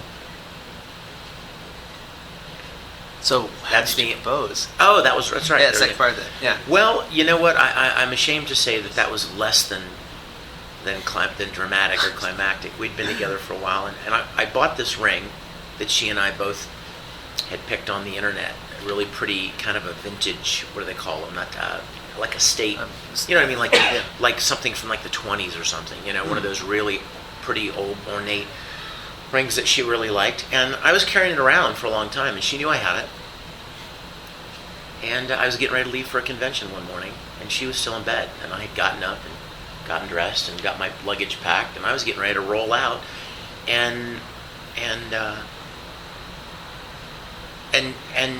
next thing I know, she kind of sat up, and I thought she was still asleep, and she's like, "No, I wanted to, say goodbye and make sure I was awake when you left," and I just, kind of felt like it was a good time to give it to her, and so I said, "Hey, listen, before I leave, I want to give you something," and I, sat down beside her and gave it to her, and that was it. It wasn't any, I had a crop dusting plane draw her face in the sky or anything. No, that's actually really great. She and I have both been married before. I'm, you guys can tell I'm not 25 years old, but we've both been married before, so it was like, yeah, we did the whole, dramatic thing before, engagement and wedding ceremonies and all of that kind of family thing. So this time it's a little more, you go into it a little more even-headed and with the life experience that you got from the first time, and yeah. It's like with these mistakes, it's kind of like, why do we fall? To pick ourselves back up. That's right. Yes. Why do we fall, sir? Questions? We'll go around. I think you blanked my mind. Oh. Did you want? You have some written down? Go ahead. I'll come back. Okay. I know you do stuff besides voice acting. You do music and a lot of other things. Is there one thing that you think you're the most passionate about, or one thing that you'd rather do, or? Honestly, people have asked me before, if you could pick one thing that you do professionally, what would it be? And I'm like, I would kill myself, because I could never pick one. If I had, you know what I mean? I couldn't. And here's the thing, regardless of whether I get paid for it, I'm going to figure out a way to do it. You know what I mean? So like, for instance, voice acting, the anime career and industry that I'm in takes up probably 80 to 90% of my time, okay? But I still write music, I still record songs, I still make CDs, I still shoot video productions, I still do on-camera work, I still do graphic design in that other 10% because I love doing those things. Sometimes it may have absolutely nothing to do with getting paid or being compensated in any way, but because I love doing it, I find a way to jam it in somewhere, I'll have video stuff on my laptop, and when I'm on a flight from Los Angeles to Montreal for a convention, there's 5.5 hours where you can do very little.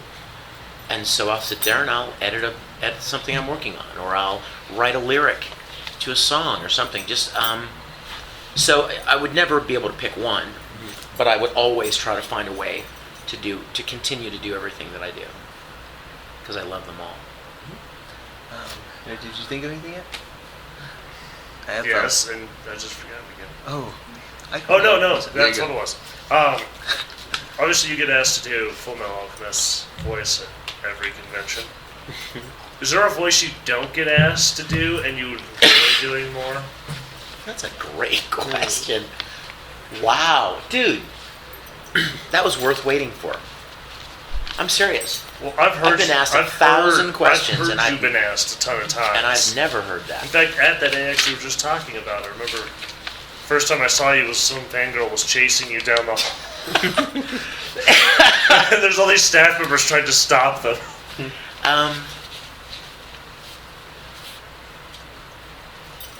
There isn't any particular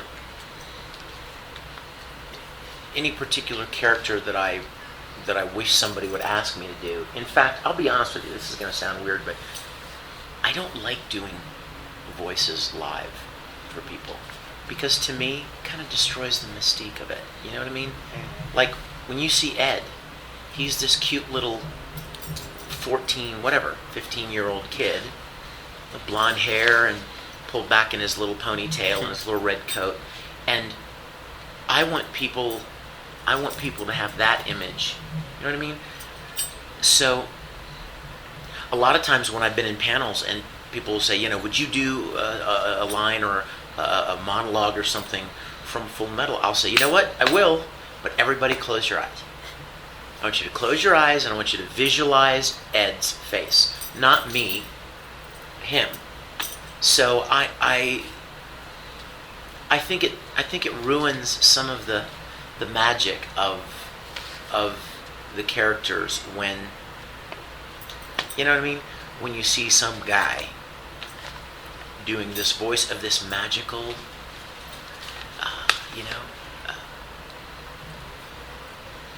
interesting, intriguing character from a wonderful anime series, because it's like anime is like, because it's animation, it's like not physically tangible in the real world, and it's kind of magical in its own way.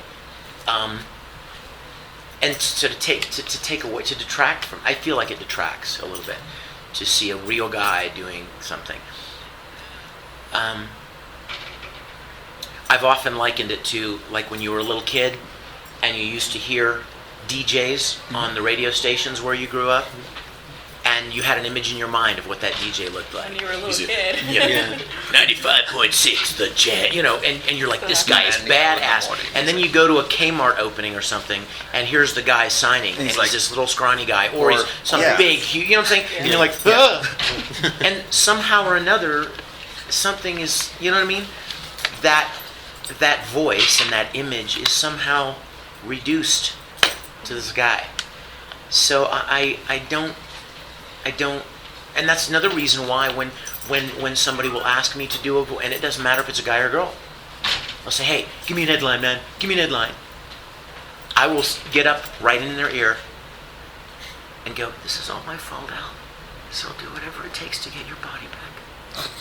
Because I don't want them to look at me. You should get like a cardboard cutout. Just like, that'd be awesome. Yeah, hold up a little sign.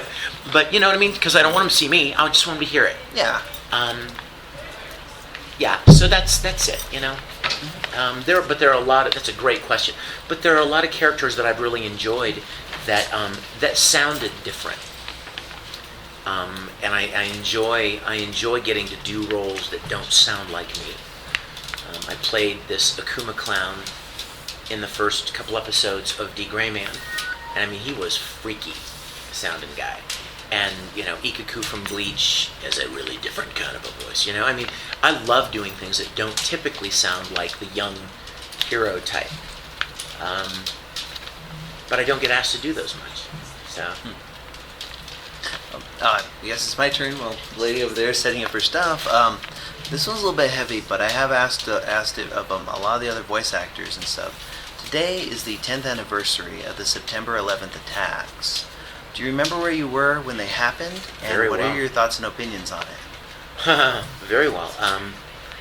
I was still married at the time. My wife had already left with the two kids. I had two stepkids. They were her children from a previous marriage. She had already taken them to school, and I was in my little recording studio at the house, and I had the television on in the background. I had it on, but I had it on HBO or something. And my friend Todd Huey called me on the phone and said, "Oh my gosh, are you watching the news?" No. He said, "Turn it on." And I turned on whatever, CNN or whatever, and saw the one tower with the smoke coming out. I'm like, holy crap, what happened? He said, a plane hit the building. And I just sat there kind of transfixed watching it, and I was watching it live when the second plane came in. And then I got a call from my wife, my ex-wife, saying, "Do you know what's going on?" And I said, "Yeah, I'm watching it right now." And she said, "Please get in the car and go get the kids from school." I'm like, why? I mean, we're in Houston, I mean, that's what I mean? There's no reason to think that anything would happen at the little school they're in Houston. And she said, just please do it. And I could tell that she was a little frantic. So I did. So I went and I got the kids, and she came home from work, and I brought the kids back to the house, and we all converged at the house, and we sat on the couch in my studio with the television on, and as a family prayed for what was going on. And pretty intense stuff. What are my feelings about it? I can't imagine that I would have any feelings any different from most people, just a horrific act of cruelty. to hundreds of people that never did anything to anybody. You know what I'm saying? So whatever beef some faction has with America, those people working at their jobs in that building, or those people who got on that plane to fly someplace, they never did anything to those guys. So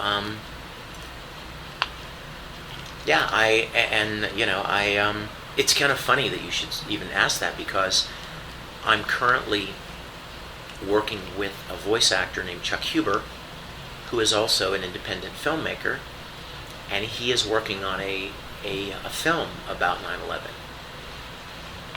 But it's very, very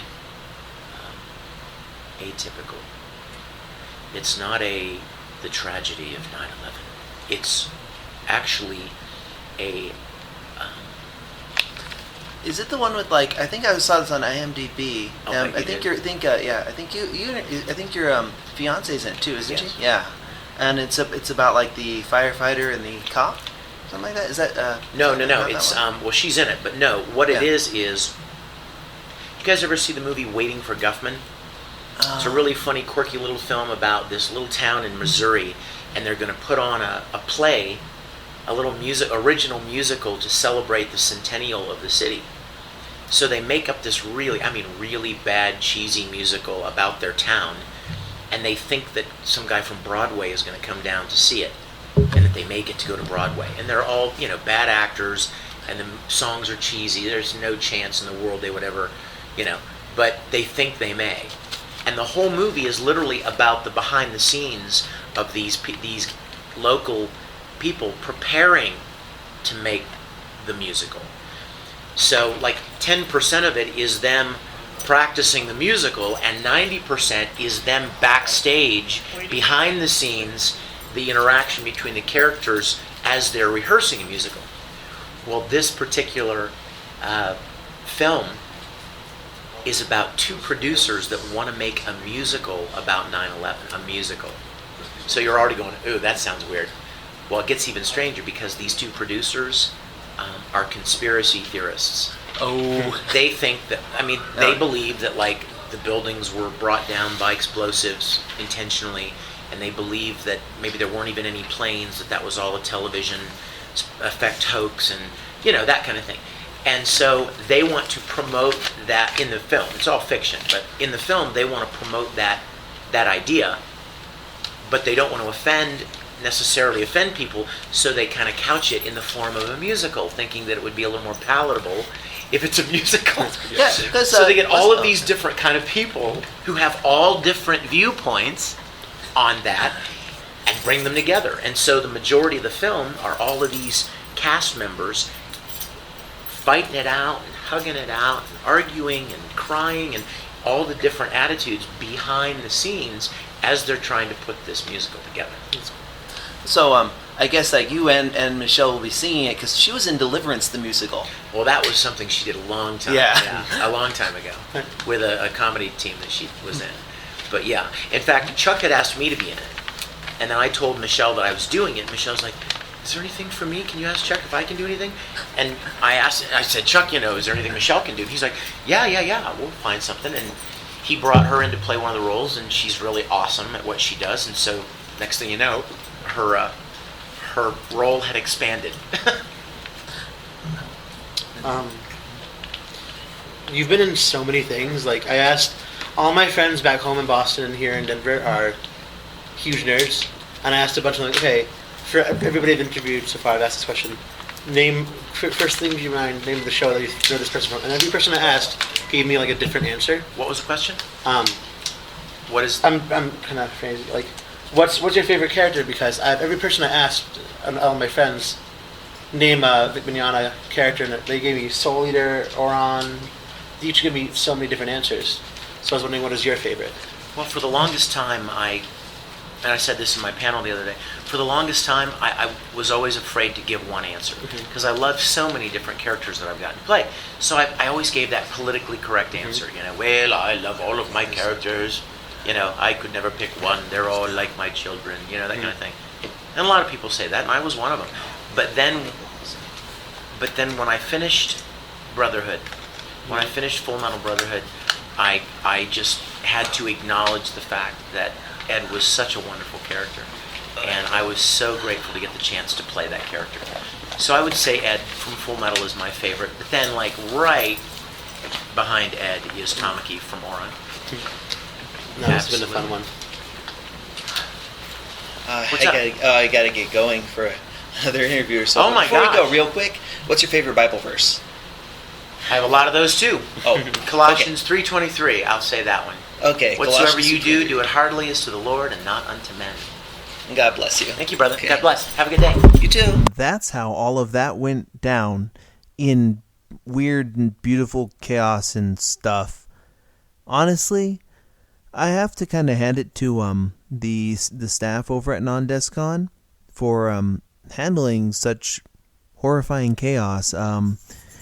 I think that, well, this was the first year they were using that particular scheduling program, and bits of bumps and hiccups there, but hey, whatever.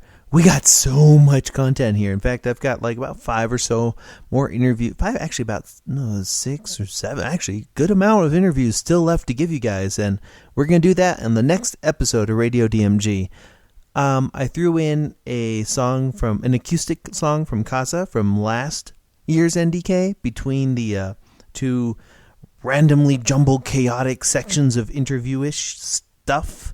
That one's called Wake Up.